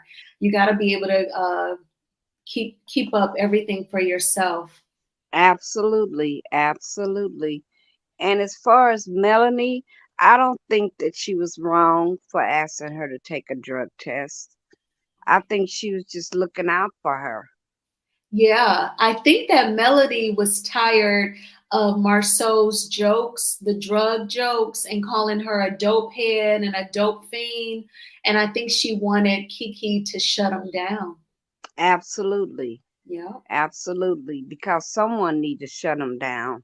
Yeah. Because to me, they're liars. They scam people out of money. So they need to be shut down. And he won't talk, he won't say explicitly if he has never said, I have never cheated on my wife. Or Absolutely. or it's been And 10 years since my indiscretion. He don't say nothing. and when he hugs Stormy, I have never seen him hug Keisha like that. That's what I was thinking. I was like, look at him comforting her. I mean, granted, Yes. I think he don't want Stormy's husband getting mad at him for making her cry. But I said he ain't never comforted Tisha like that. No. Somebody Mm, need to put Marceau in his place though. I know. I I can was tell. hoping I was hoping Kiki husband just get one lick. I know, but see, Marceau was running from him, so he couldn't, and it was too much furniture, or else Amin would have reached over. And then it was Jalen and Kimmy; they were making sure he didn't hit Marceau either. Absolutely. Mhm. Absolutely. And I'm just not feeling Kimmy anymore. She's such a snake to me. Yeah, her confessional was hypocritical when she said Amin was trying to defend Kiki, but you don't defend wrong. I'm like, are you serious, ma'am? Absolutely. She always defend Tisha, Yeah, and she's such a crybaby. She wants yeah. attention. And she don't want to talk about, what's going on in her union, but she's on a reality TV show. Absolutely. Absolutely. I just think the show just it's like trash now. It's not what it was first meant to be. Yeah, because I wanted to see them like when they would stand in an open field and they would talk about rebuilding North Huntsville. Absolutely. I wanted to see that. I wanted to see some condos or some houses, even if it's in an urban area. Don't feel like because people in the hood don't want nothing nice. I want to Yeah. see some new homes and let them be income based and let them say, take pride in your new homes and keep it up nice and cut the grass and don't have trash out. I wanted to see that type of thing. You know what I'm saying? Or I see. did too. And That's what I was see, expecting. if Martell wouldn't have been such a jerk, Mhm. him and Mel still could have worked together, you know, but he had to cheat, lie, connive. You know, I am sick of him. Yeah. Martell, he just represents such a toxic way of how he views women. He looks at women, he has a very low opinion. When he was saying, you know, a woman should never call a man the B word. And he should have said, nobody should ever call each other the B word. Absolutely. That's what he should have said, but he didn't say that.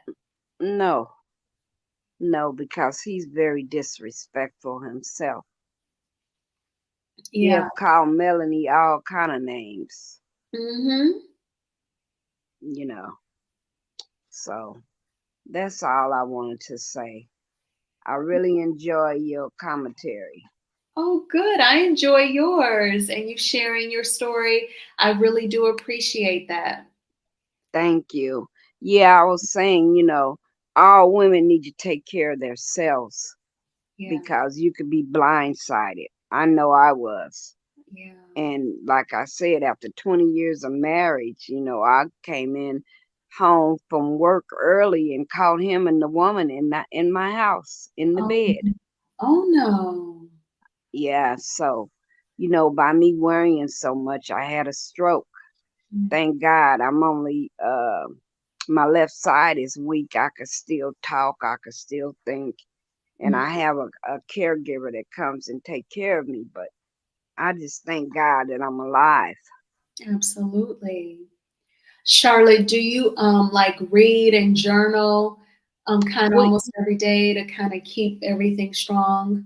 well, I can't read anymore because I can't stay focused. Okay.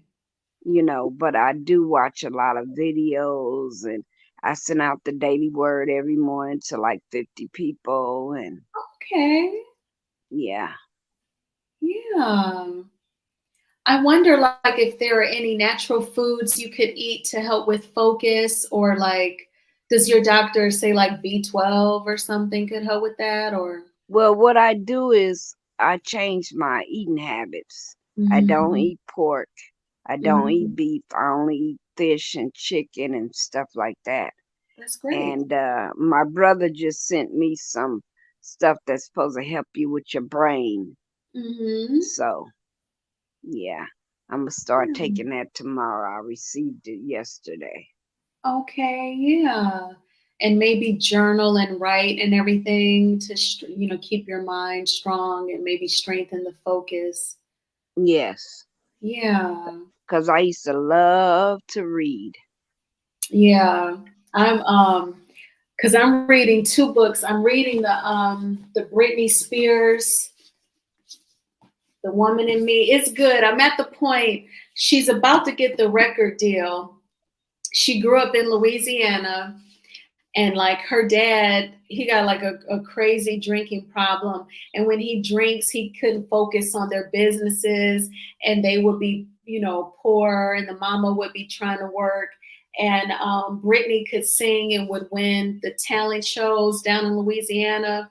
And then they would drive to Atlanta to audition for the Mickey Mouse Club and Star Search, and she won like once on Star Search, then she like lost out.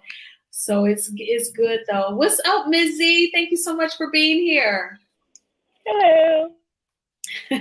What were your thoughts on the episode? Oh boy. Okay. So, where to start? Um, as usual, Scott 1 and 2 doing too much. Um, the Jeep scene was that this episode? Is this episode or last episode?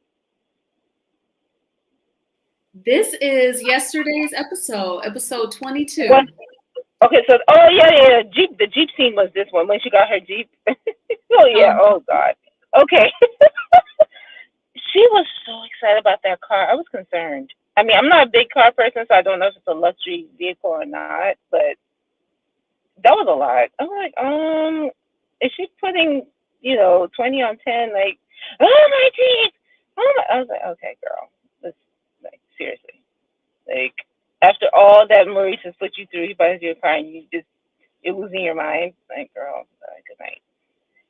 Um, some people were saying that they thought that Mel was in danger of getting too chummy with the crowd. Like she was very, like, she kept on asking about Tisha. Is she okay? She asked Marceau if he was okay. And I don't know. What do you think about that? Do you think she is at risk of falling back and getting chummy, or was she just, wearing her producer hat and, When trying to? When who was asking who if they were okay? When Melody was kind of, checking on Tisha and Marceau and kind of make sure they were okay after the water splash and all that. Oh, I don't think they'll ever be chummy or like really cool.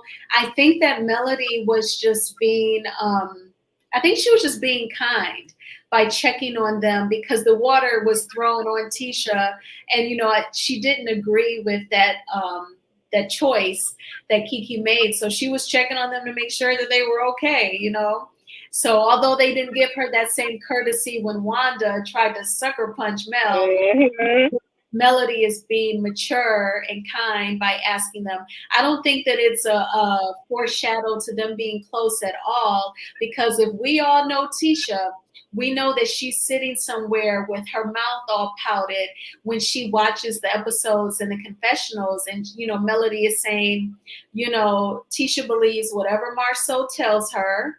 And she can't get mad if we don't believe what he says. So stuff like that. And plus the scene where Kiki and Melody were talking about the rumors with the makeup artist. No, I don't think they're going to be chummy. Not at all. Okay, good point. Good point. The confessional show that she's not in any danger of falling back into that cesspool of criminals. That's good. And then, okay, the drug test scene. I thought, I kind of get where Mel is coming from, but at the same time, I feel like that's Kiki's call. Do you know what I mean? And almost like if I was Kiki, I may have felt ambushed, unless we talked about the scene before. I mean, I'm like, don't put me on the spot. Like, let's take a test. Let's do it now. Like, no.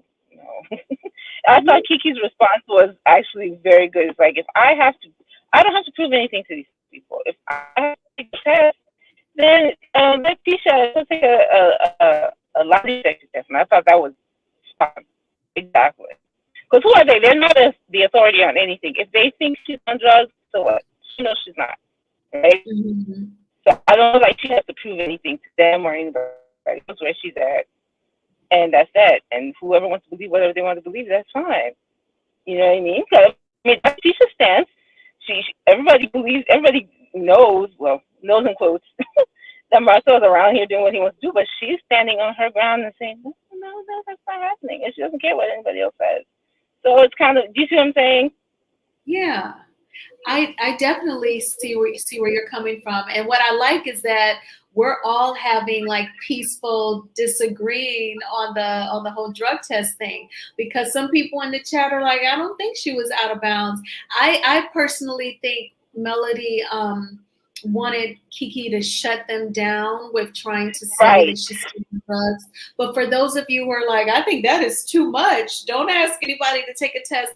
I totally understand, if you felt the way about it. Yeah, and let me qualify that. I'll qualify that by saying I don't think, even though I think she was out of bounds, I don't think it came from a negative or spiteful place. I really think she was trying to do a good thing. Her intentions were good in the fact that, just shut everybody up. But at the same time, I see from Kiki's perspective of, if I want to do that, I'll do that on my own time. You know what I mean? Yeah, and I like you saying that as well. I don't think she was like, she didn't say, I got a test right now, like putting her on Front Street or blast. I think she was like, shut these Negroes down. But I get it if you all felt like that was too much, because some people, they may not like being asked such a question or anything like that. So you can still want to shut something down and be direct, and then you can still be like, okay, well, I understand, and no boundaries are violated. And I do think that Kiki and Melody have that type of friendship. I do think that it's strong enough where Melody could ask her that, and Kiki don't get offended. And I'm wondering whether is this the source of all the speculation that was happening months ago, or if Mel did something, why would you hold her accountable? I'm wondering, is this kind of what sparked off that conversation? Because if it is, yeah, I don't think she came from a negative place at all.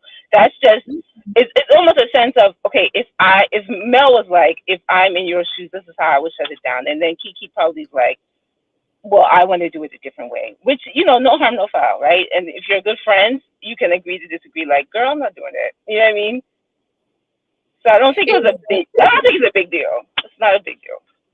Yeah, I like us seeing how Kiki and Melody, they don't seem to get offended by each other. And Kiki hears Melody out with this serious situation, and Melody not agreeing with her action of throwing the water, and they're not like falling out about it. I think that's important to see with two grown women, how they converse and talk. Exactly. And I think that is actually indicative of the fact that they do have a real friendship, because real friends can disagree and it's no big deal. It's like, I think you should do this. Nah, and they're still fine. It's like, yeah, whatever. Okay. She expressed herself and I said, maybe not. And they just move on, So I think that it was a good scene. I like that we can still question Mel, but it's not, a big conspiracy theory. It's kind of like, yeah, I wouldn't do that if I was Mel, I wouldn't have done it, but that doesn't make her a bad person, or, you know what I'm saying? It's like, everyday life. You might choose to do something one way, I might choose to do another way. Fine. That's right. Yes, and Journeyology to the Root says, anyone noticed how fast Tisha walked to the table when Mel sat down asking Marcel? Yes. I did see that. That was fun. Tisha is crazy. Like, girl, Mel does not want your man ever in life. Like, that's one thing you can rest assured. Rest assured that she is so not interested. She doesn't care. So I don't understand why she gets so hot when the two of them are like sitting alone. Yeah. Oh, Tisha.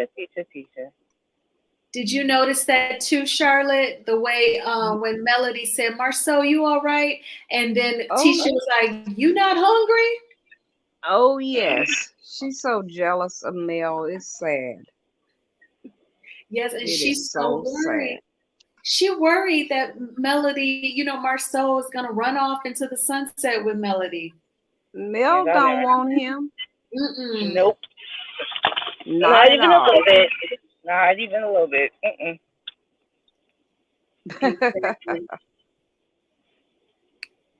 Yes. Yeah, so I think those are my main things. And of course, next week with Martell. Oh, God. Okay. No. This might have been last episode, but I still feel like, it feels like last week and this week are all like one big episode that was like cut into two, right? So I still think about things from last week, like, actually, no, it's this episode, because they were in the gym talking about, Mel is big, or blah, blah, blah, blah, blah. I'm like, first of all, beyond the cheating, let's play devil's advocate. Let's say Melody cheated first, and you cheated back, right? Let's just say that happened, and then you guys got divorced. After the divorce, you were still doing things to her. She split it 50-50, no child support. You get the kids sometimes, I get the kids sometimes. You don't have to pay me money, I don't have to pay you money. Fair, right? You Absolutely. Come after me, bogus, trying to take anybody who tries to take someone's children away, if she never speaks to him again in life, she's not wrong. For that alone is the reason for you never to speak to him again, if you so choose. You know what I'm saying? Yeah, then to add insult to injury, you're doing revenge plots. Oh no! If I see someone I don't want to speak, you just need to eat that. Eat it. Yeah. That's it. Yeah, this is a normal. Like I have friends and my siblings. All my siblings are divorced. All my sisters and my brother was divorced. Oh, And so wow. this how Martell treats Melody, it is not normal. It is way too much. Like with the stalking and trying to get the full custody and not wanting the kids on social media and showing up to her house and trying to go inside and the revenge P, it's not normal. It is way too much.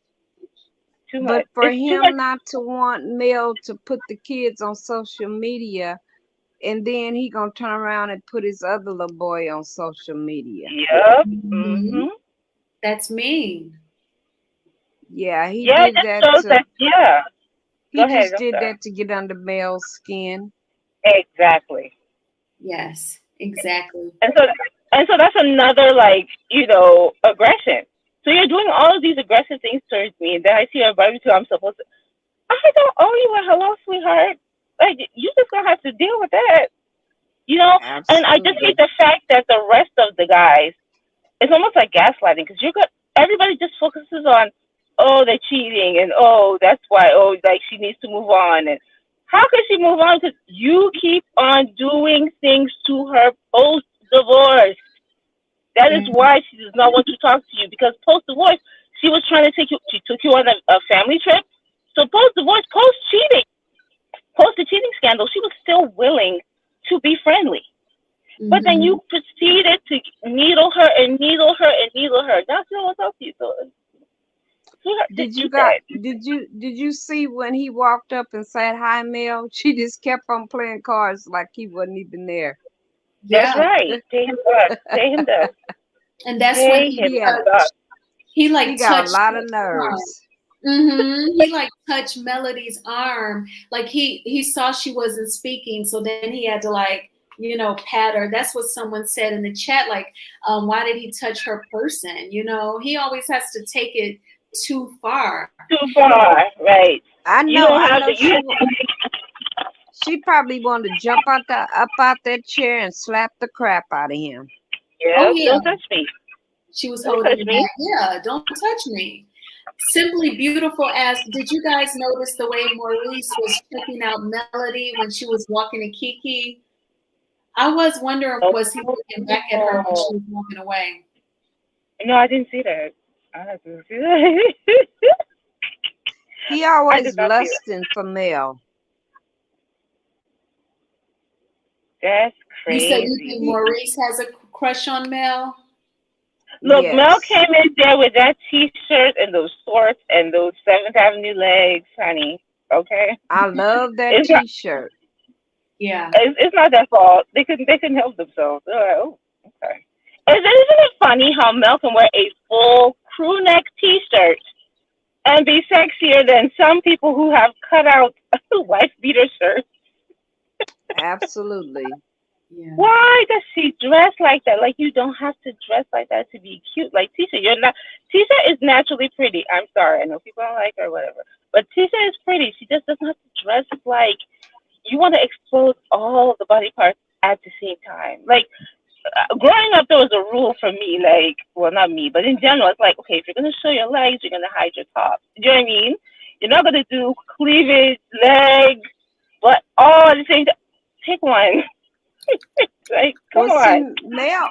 Mel dressed classy. Tisha Right. dressed like a slut. And Tisha is a beautiful girl, but her clothes Hmm. be too small for her.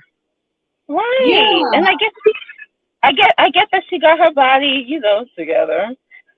But you don't have to dress like that to show it off. You can show it off and be fully clothed, and In a we can see respectful the way. right. We can see the shape, and we can see you can do that. I just don't understand why she feels like she has to just let everything hang out all at once, and that's sexy. Like someone needs to help her out. Like it's Yeah. But frustrating. Whenever somebody says like, "Girl, stop." like I said in the chat, if Mel, it'd have been so funny if Mel would have went to her car and got a Tisha push through shirt to put on. No, that That would have would been have been that would have hilarious. been epic. Yeah, you. Oh wow, that's a good one. Yeah, that would have Okay. been a good one.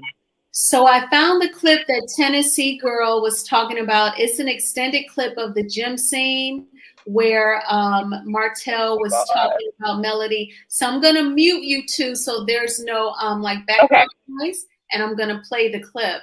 So I'm gonna mute just 1 second. Here's a commercial. You know,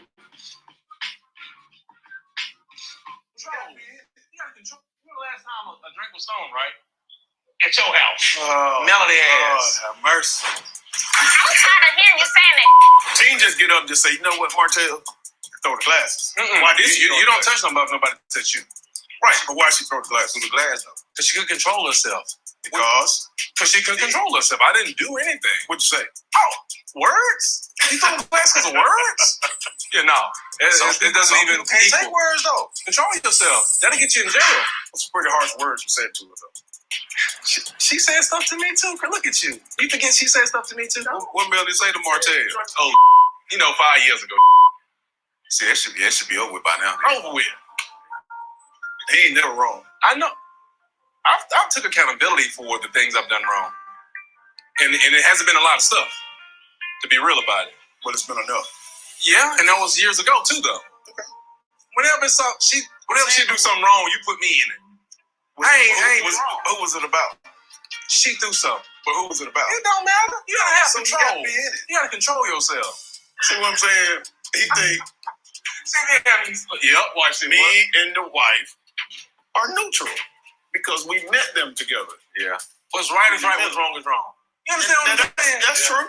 Yeah. Okay. But I gotta be still friends with you. Yeah. That don't mean I can't be friends with her. With Fletcher saying he's my friend, Mel's friend, I'm gonna continue to give Fletcher a hard time if he knows what's going on between Melody and I. If he know everything to be facts in terms of how she's really coming at me, I don't think it's like a middle that he can play when it comes to her and our relationship.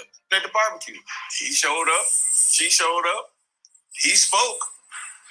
And she didn't. She wouldn't have it. I don't know why. So Millie's just still living in the past and just mad from stuff like 4 and 5 years ago. I don't think she's mad about. Nah, around people, she ain't like that. But see, my son's game. Hey, Martell, come sit beside me on the phone. Hey, Martell, as soon as we come around people, change. What the? Okay, I get it. All right. I don't get it though. We went to counseling. We were best friends, dog. And that hurt me too. I'm like, damn, look at us acting like we used to act. And we leave here, next thing you know, you're mad at me. Well, do you think you should reach out to her to find out what the issue is? I mean, we talk all the time. And you never ask? What's why when people come around, you treat me like you don't even know me? Yeah. Because to be real, I feel that if I mention it to her, she might switch it all the way back up to not even being cordial on the phone or even at games and stuff. You know what I'm saying? It's sometimes like, beating the wall, beating the brick. You try to instill this information within him, hoping that he gets it and makes better decisions when it comes to Melody. But I'm not real sure if Martell gets it. That was a good clip. So after I give my commentary, I'm going to go to Charlotte and then Ms. Z. So Martell is still delusional and he does not understand. First of all, as far as you wanting to point out that at your son's game, Melody spoke and sat next to you, well, she does try to give you chances to act right. But I bet after that game, after she said hi to you and sat next to you, you probably started texting her and trying to say, we soulmates and trying to get back with her and trying to violate boundaries. So now she got to push you away again because you can't just be her friend. You want to be her friend with benefits and y'all are divorced. Y'all are co-parenting and that's it. And number two, like how Chris was trying to get you to admit at the gym in this scene, that when she threw the glass at you at his home, It's because you were triggering her, saying that your mistress satisfies you in the bedroom, and that's why you were cheating on her. See, you have to keep it real. If you're going to talk about Melody lacking self-control, you need to say why she lacks self-control in that moment. That's you fighting unfair. That's you not keeping it real. And like Pacino Ruth said, the lies you tell. And see, now I done got triggered. Like Tennessee girls comment, I can't stand that ninja. Oh my gosh, girl, that's how I feel. You could have gave us the heads up when you said to play this extended clip, girl. I done got so mad now. Yes, Charlotte, go ahead with your commentary. I know I'm so mad now because he keeps triggering her. And he don't understand when they at the kids' game, Melanie don't want the kids to know. So she's trying to be respectful, but he can't see that. Oh, he makes me so mad. That's a very good He point. is such a narcissist. Mm-hmm. Oh, I don't think he's gonna ever get it. I really don't think he's gonna ever get that he done wrong. He think that he did something because she didn't do what he wanted her to do in the bedroom. And even if, just like she said, even if I did do it, but you still wasn't satisfied. So I don't think he'll ever be satisfied or would have ever been satisfied no matter what she did. He's just a narcissist. Mm-hmm. You see, and it really triggered me too. Ooh, I was so mad watching that. Tennessee girl, do you invite people to the horror movies and don't tell them it's a scary movie? Girl, you could have warned us. You tell them it's a comedy or a romantic comedy. But Miss Z, you've been waiting patiently. What's your commentary on that clip? Exactly. I mean, Charlotte got it perfectly right. He doesn't get it. He doesn't get it. He like something is not connecting up there. Like you do things to her continuously. It wasn't just, oh, what happened during the marriage and blah blah blah. You are still doing negative things to her. What part of that don't you understand? She she doesn't like you even post divorce. Even if we put everything aside, she's not feeling you. So just it's almost like, does he not register the thing? Is there a blockage?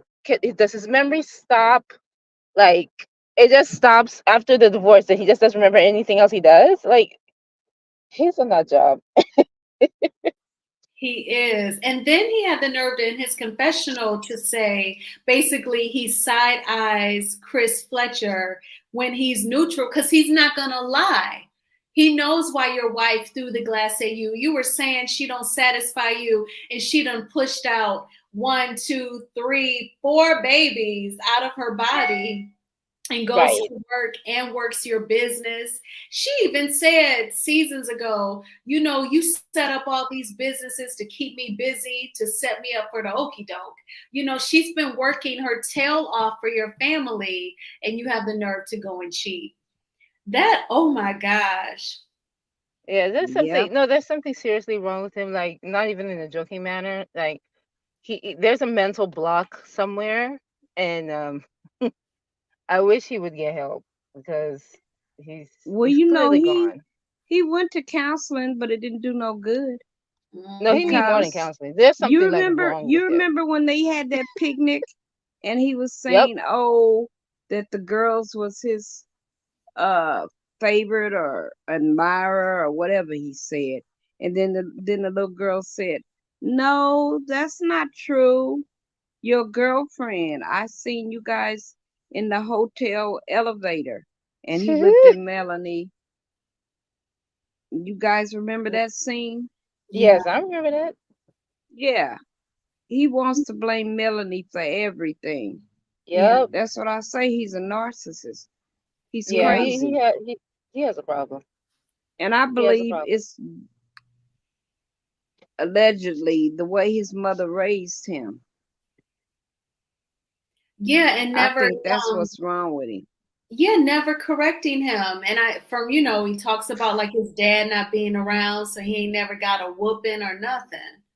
Yeah. Oh my I God. think he's mad at his mother. That's why he's going from woman to woman to woman, looking for love all in the wrong places. Yeah. And some women have talked about this where like when a man has mama issues, he'll be horrible to date. He'll be horrible to the women that he dates or is with. I agree. I agree Mhm. with that. Yeah. I Martell, totally agree. that's a trip how that man is that triggering. The clip is only 3 minutes and 27 seconds, but it took less than 3 minutes for him to piss somebody off. And Chris was saying in his confessional, Chris Fletcher said, I try to get him to see, but I don't know if he ever will. And But you would you know what I don't understand? Why Chris didn't say something on that scene. Why he didn't say something when he was talking that mess. You know Chris what? just sit there. Is it because he cheated? Is the reason why he didn't say anything? No, I think his approach, he was trying to do what Melody was trying to do with Kiki in this scene down below, where she was asking questions to get her to answer and to see. So like when he was saying, why do you think Melody threw the glass? Because he was trying to get Martell to say, you were triggering her. He really didn't check him. And he also needs Martell to move out that house. So he's not gonna really tell him off either till he's out that property. But he was trying to get him to see it on his own. But like Ms. Z was saying, there's a blockage, and like how you, Charlotte, was saying, he's like a narcissist. He probably ain't gonna get it. I don't think he's ever gonna get it. Yeah. Or he gets unless it he and he gets just some. refuses to acknowledge it. I'm not sure which one. No, actually, no, I really believe he actually doesn't get it. There's I something think wrong he with that needs man. some deep therapy in order for him to get it. Y'all see Journeyology's root. He still thinks, or no, I'm saying Journeyology's root, Journeyology's comment. He still thinks that they are married. Remember at the expo, he said that they are separated. That is Yeah, so, it's like he can't get the word divorce out of his mouth. But mm, he was threatening divorce before she even she filed her papers. I don't know. There's something wrong with him. There's no rationally, like we can't rationalize him. There's something wrong. There's something wrong. That's it. mm, mm, mm. And I think everybody knows it too because they treat him like he's suffering from something. Like look at how Chris had to talk to him like a child. Why do you think that she threw the glass? You know what I mean? It's like Yeah. And see, he'll probably snap if Chris Fletcher really got in his behind. You know what I'm saying? He probably would have snapped. That could be another reason, Charlotte, why Chris didn't really check him. But I see your point too, I Charlotte. think because he think that Martell might tear up the house or do something. Maybe that's why he didn't say nothing. Maybe after you get him out that house and he'll really let him have it. Yeah. He might torch the house or something in rage. I think he should serve an eviction notice. Yeah. He has to be out of there by now, though. I mean, if he's still in the house, 3-day eviction notice. You got to go. You got to go. Yeah. He messing up Chris's business, just like Destiny. She stayed in that house for the longest and wouldn't move out. Now he got Martell staying in the house, don't want to move out.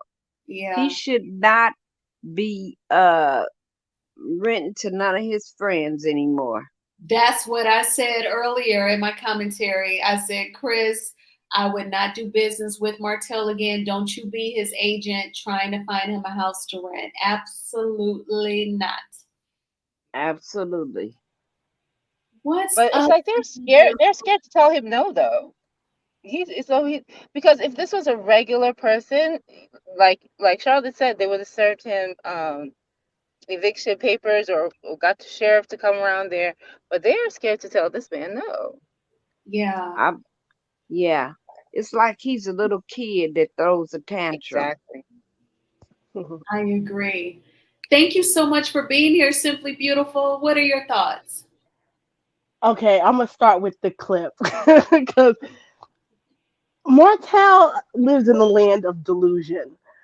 To me, to sit there and say I haven't done anything to her, I think is real asinine if you ask me, especially coming off your custody battle that you initiated. Mhm. The fact of the matter is, I remember when they filmed that cookout. So this scene had to be filmed after it. Now, the RP plot was revealed by Carson in the month of May. You basically did an interview with Queen Sheba coming down the end of May. So to act like you haven't done anything to this woman is crazy. Mhm. I just don't get his mindset at all because it's like we know you're lying. We don't understand why you're lying. You're no longer married. Move on. Yeah. Trying to sit here and say, well, she needs to control herself. Where was your self control in Vegas? You weren't under control. You were triggered by words. So for him to sit there and say, oh, she needs to control herself. No, you were intentionally trying to get under that woman's skin. And when she gave you a dose of your own medicine, you didn't like it. Mhm. But I'm just so over him. I'm tired of these cast members, except for Chris, acting like they don't know what's going on. How they have completely avoided the custody talk. Like this man was literally trying to take this woman's children from her.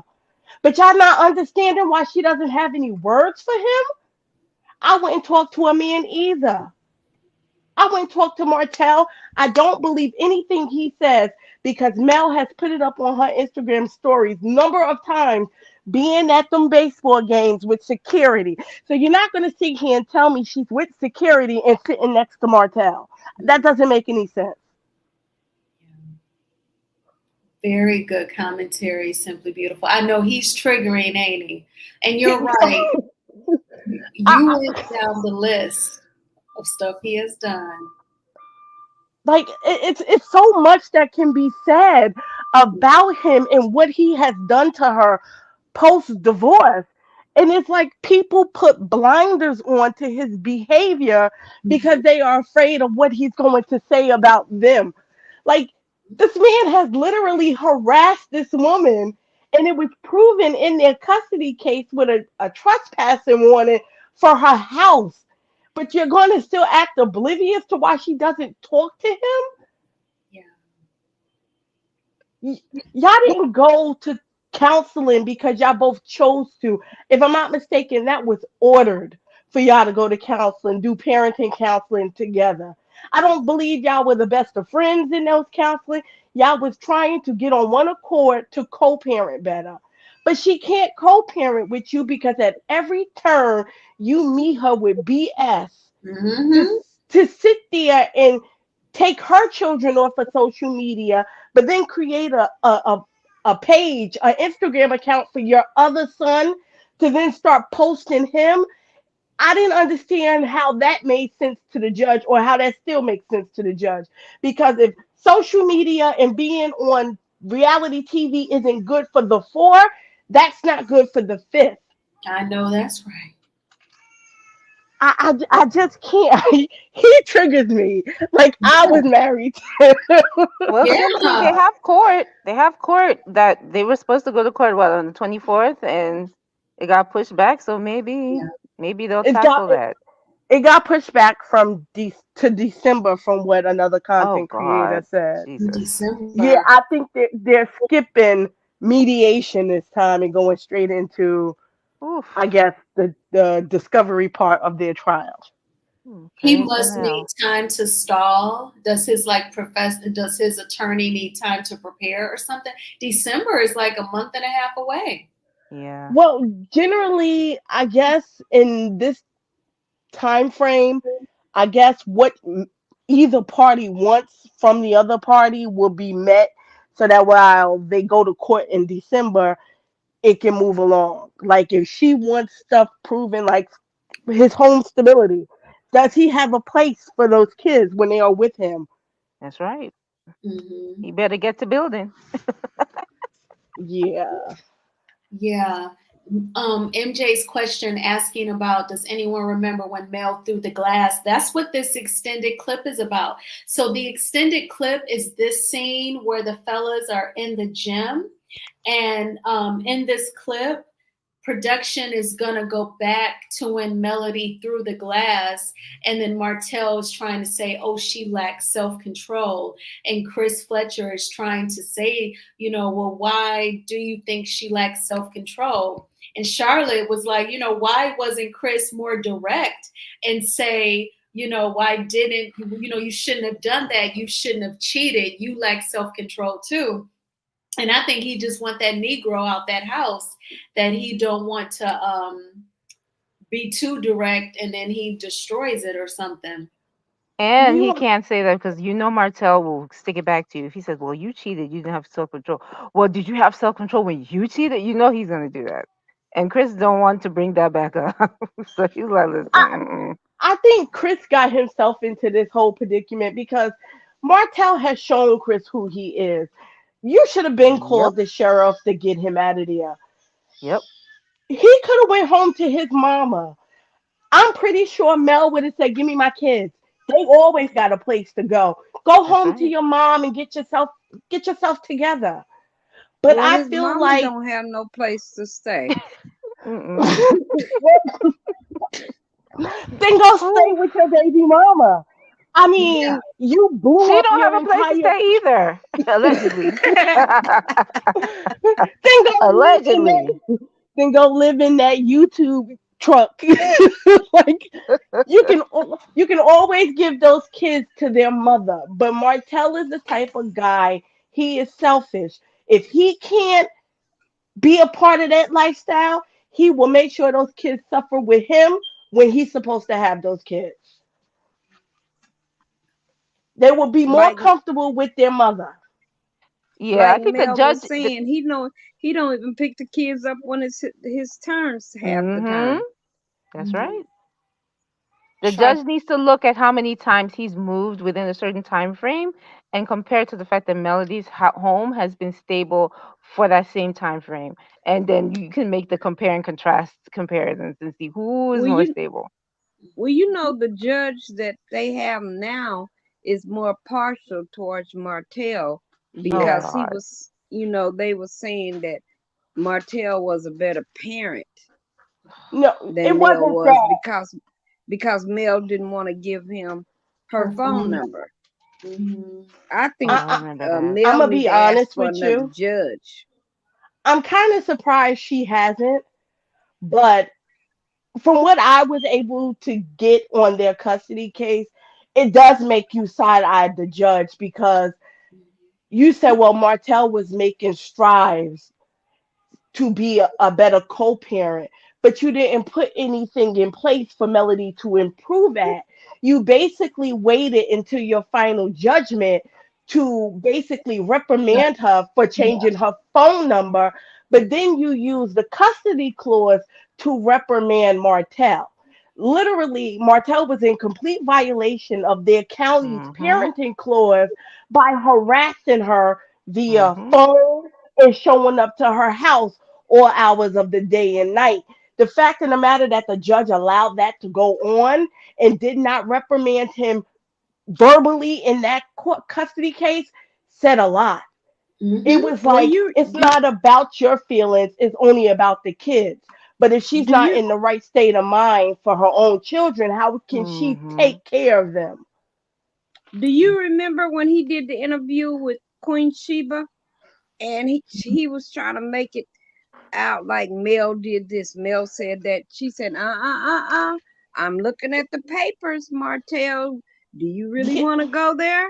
The Let, papers said that mm-hmm. the son said that you hit him.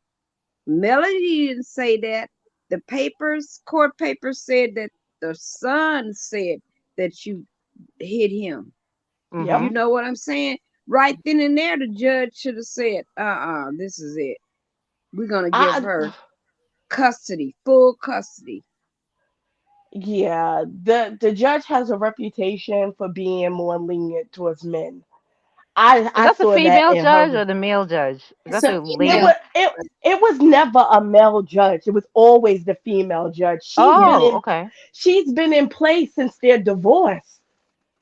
And I I don't think know. also because they say it depends on your state too. Like if it's a conservative state, Yep. Yep. they're gonna lean towards the dad. Ain't that Yep. something? Yeah, Yeah. we're in the South, so you know how that goes. I, Mm-hmm. I, I, I was kind of confused why he sent over the custody papers because it's clearly he didn't understand what was in those papers Yeah. because when he kept trying to say things and Queen Sheba was like, I have the papers here. Like when she asked Right. him, why did you file for child support? And he was like, oh, I didn't file for child support. She was like, Martell, it's public record. He was like, oh, you read the papers. What did you think she was going to do? He See, think he think there's don't that nobody disconnect read. right there, He don't. He think don't nobody read because he don't read. But basically. because and he leaked out stuff to like other bloggers thinking that it was going to make Melody look bad. He was so geeked up that judge reprimanded Melody, saying that he, like Simply Beautiful said, he was taking strides to co-parent but not the mother. He thought that if he would like push that narrative out, it would make her look bad. And he said it when Carlos King interviewed him as well. Yep. But no, this woman, the judge is wrong. She can be wrong. She can be incorrect. And she is. You trying to stalk her. You wanted Yep. passwords. She not giving you her cell phone number because allegedly you may harass her. So that's why. When he asked for the passcodes to her, basically her social media accounts, it made me think he wanted the passcodes to the Eminem account because he is so desperate to call that baby Maverick. It's like he wants to incorporate him as an Eminem kid. Yeah. I mean, he's an M kid. He's just not an M&M kid. So, But Martell, see, Mel built, he even said out his own mouth that Melody built up that page for the Eminem kids. He never had access to it. But now you want the passcodes to her social media mm, account. Now you making posts on Facebook talking about the Eminem kids, including the fifth child. I think she mm-mm. probably knew what he was trying to do, which is brand him with the other four. And you can't do that. He's not Melody's kid. Yeah. But see, that's the only thing I can say about Cold Slut. That she didn't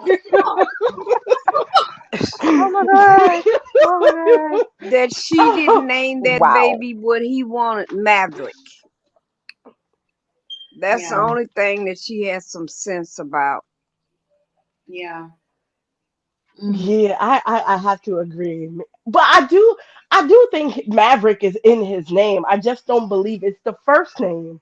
I Yeah. believe Knox is his first name. Yeah. I can tell Coleslaw likes the name Knox. I can tell that's what she likes. Yeah. Or son, because that's what she says, son, Or son, Hope, Or Hope, Mr. Baby Holt. Hope. Holt.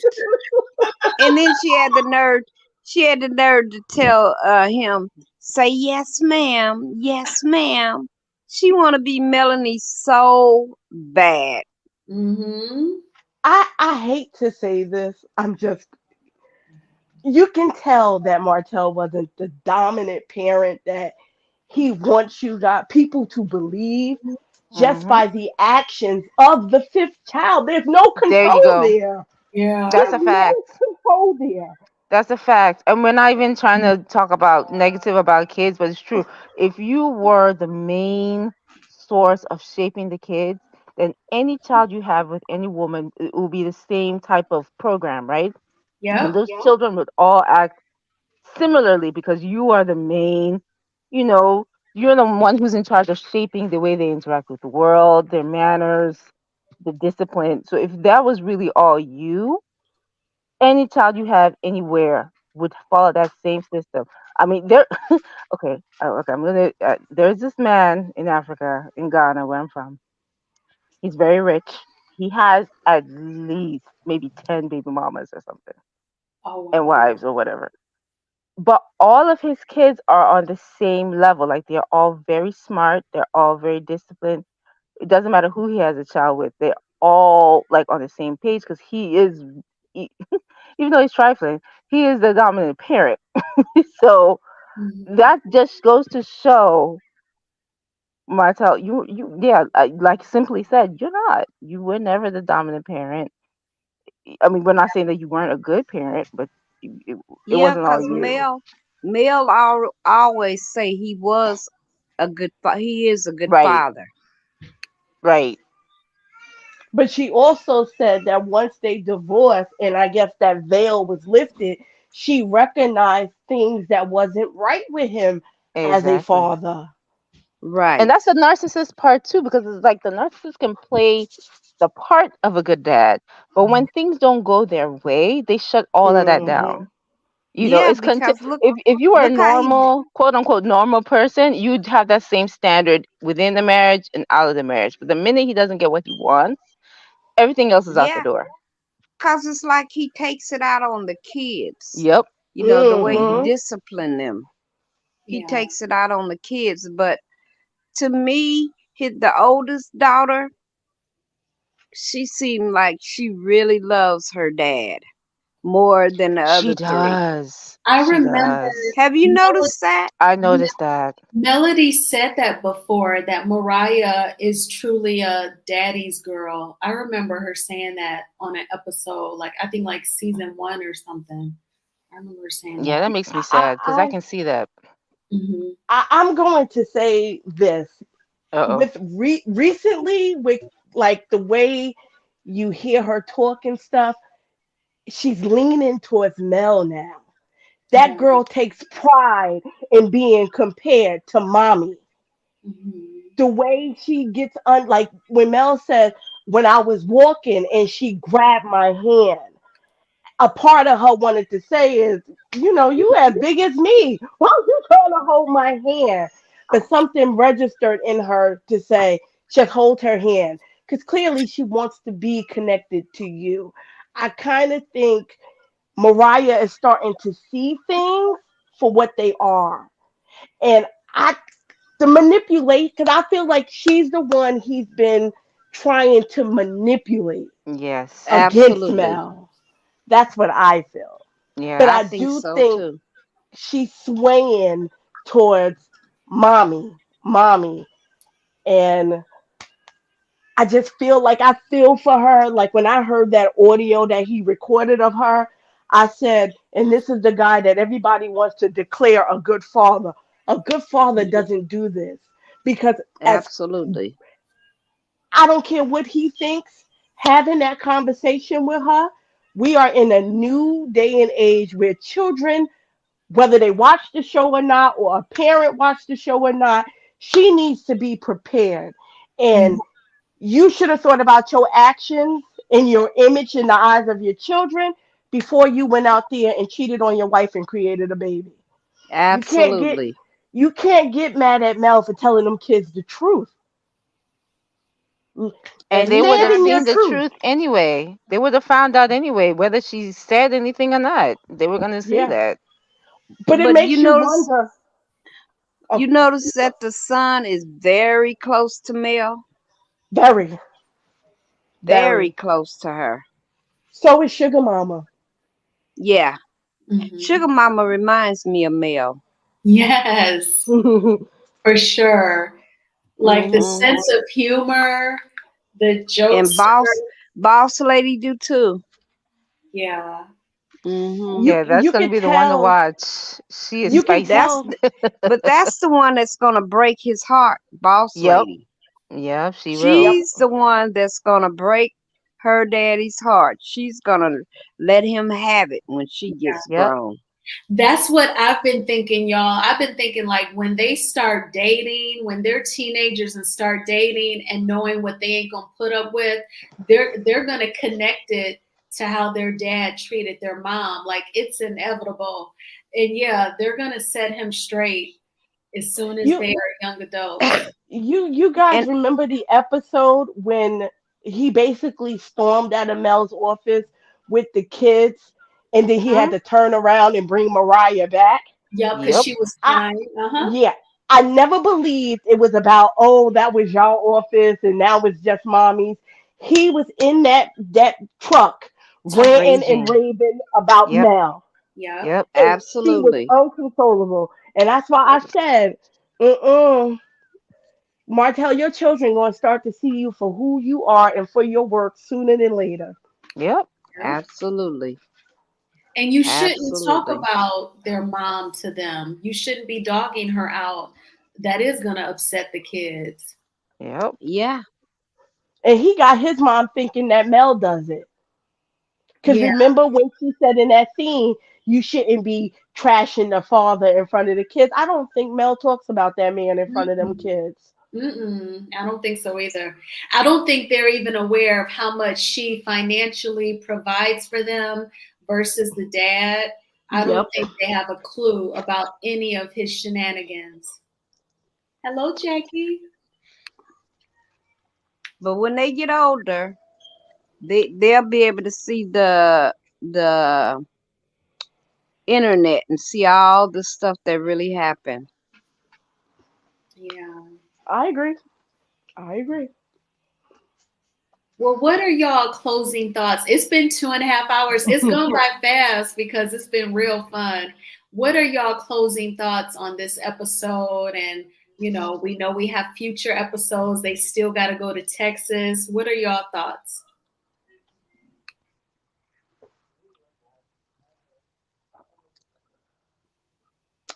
Well, Well, my thought is I think they need to expose the Scots more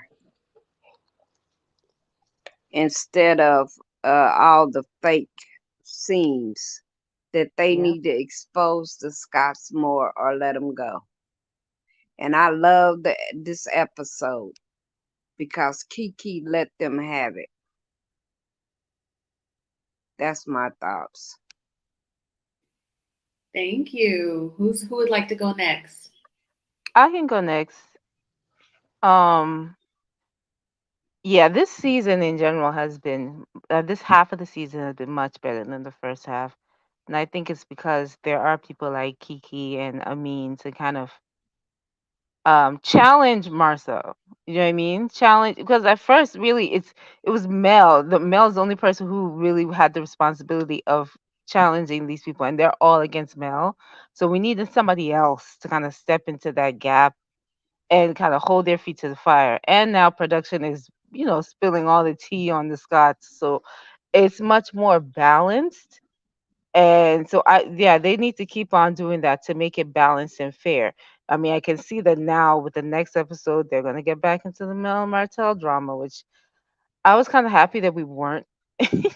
We weren't dealing with that, but it's coming back. So I guess we just got to hold on to our seats for next week. And that's it for me. um, I've been enjoying. I definitely agree that this half of the season is much better than the first half. Um, I do like the fact of the matter that Mel is basically taking the back seat and letting the Scots have their, I guess, their time to shine in the main seat, even though it's not going to work because they are not the it couple at all. Neither one of them are. I kind of feel for Kiki because I do think they're taking advantage of her sobriety. I know a lot of people felt like Mel was out of place and out of pocket for the drug test, but like I said in the comments, if they're going to push the narrative on the platform, you might as well shut them down on the platform. Whether she take a test that Mel gives her or she invites them to the facility where she gets tested once a week for the methadone that she's already on. Um, But I'm not really looking forward to the Martell situation. I'm tired of hearing she cheated too. It's over with. You guys are divorced. This shouldn't even be a topic anymore. And that's Absolutely. like it's nauseating at this point. Like, dude, you got a whole baby out here. Go sit down somewhere. And that's it. All right. I agree. Y'all gave awesome closing remarks. And I'm glad that Kiki is on the show because she is someone that Melody can not only film with, but I can tell they have a solid friendship and they share with each other on a real level, and it's no fakery. And with Marceau and Tisha, I hate that we got to rely on Carlos and production if they're going to ever speak their truth, whatever that is, just in my opinion. I feel like they still hiding it, trying to hide it from us, but we're not stupid. And so that's why I'm glad Kiki is on the show. And she does serve a purpose for bringing reality to a reality TV show. And I agree with someone in the comments of Journeyology with Kimmy and Maurice. They can just be friends of the show and bring on Chris and Nell full time. And like Ms. Z said, we got to buckle our seatbelts. Here comes the Mel and Martell drama. It's coming back. But I'm so glad you ladies clicked on the link and talked with me, kicked it with me, and everybody out there that's been watching for 2.5 hours. Thank you so much for being here. Please hit the like button on the video. And please subscribe if you haven't already done so. After I go grocery shopping, I'm gonna make some videos for the week because I'm gonna make another video about that clip that Tennessee girl triggered us all on. I'm just kidding, Tennessee. But you next time you give a heads up, okay, when Martell's cutting up. That little Martell talking smack, girl, you need to put some emojis or some fire or some words or something next time. I'm just kidding. But I had a good time with y'all, and I'll talk to y'all soon. Bye. Okay, God Bye, bless. Have a y'all. good night. Bye God bless bye. you. Have a good week. You too. Thank you.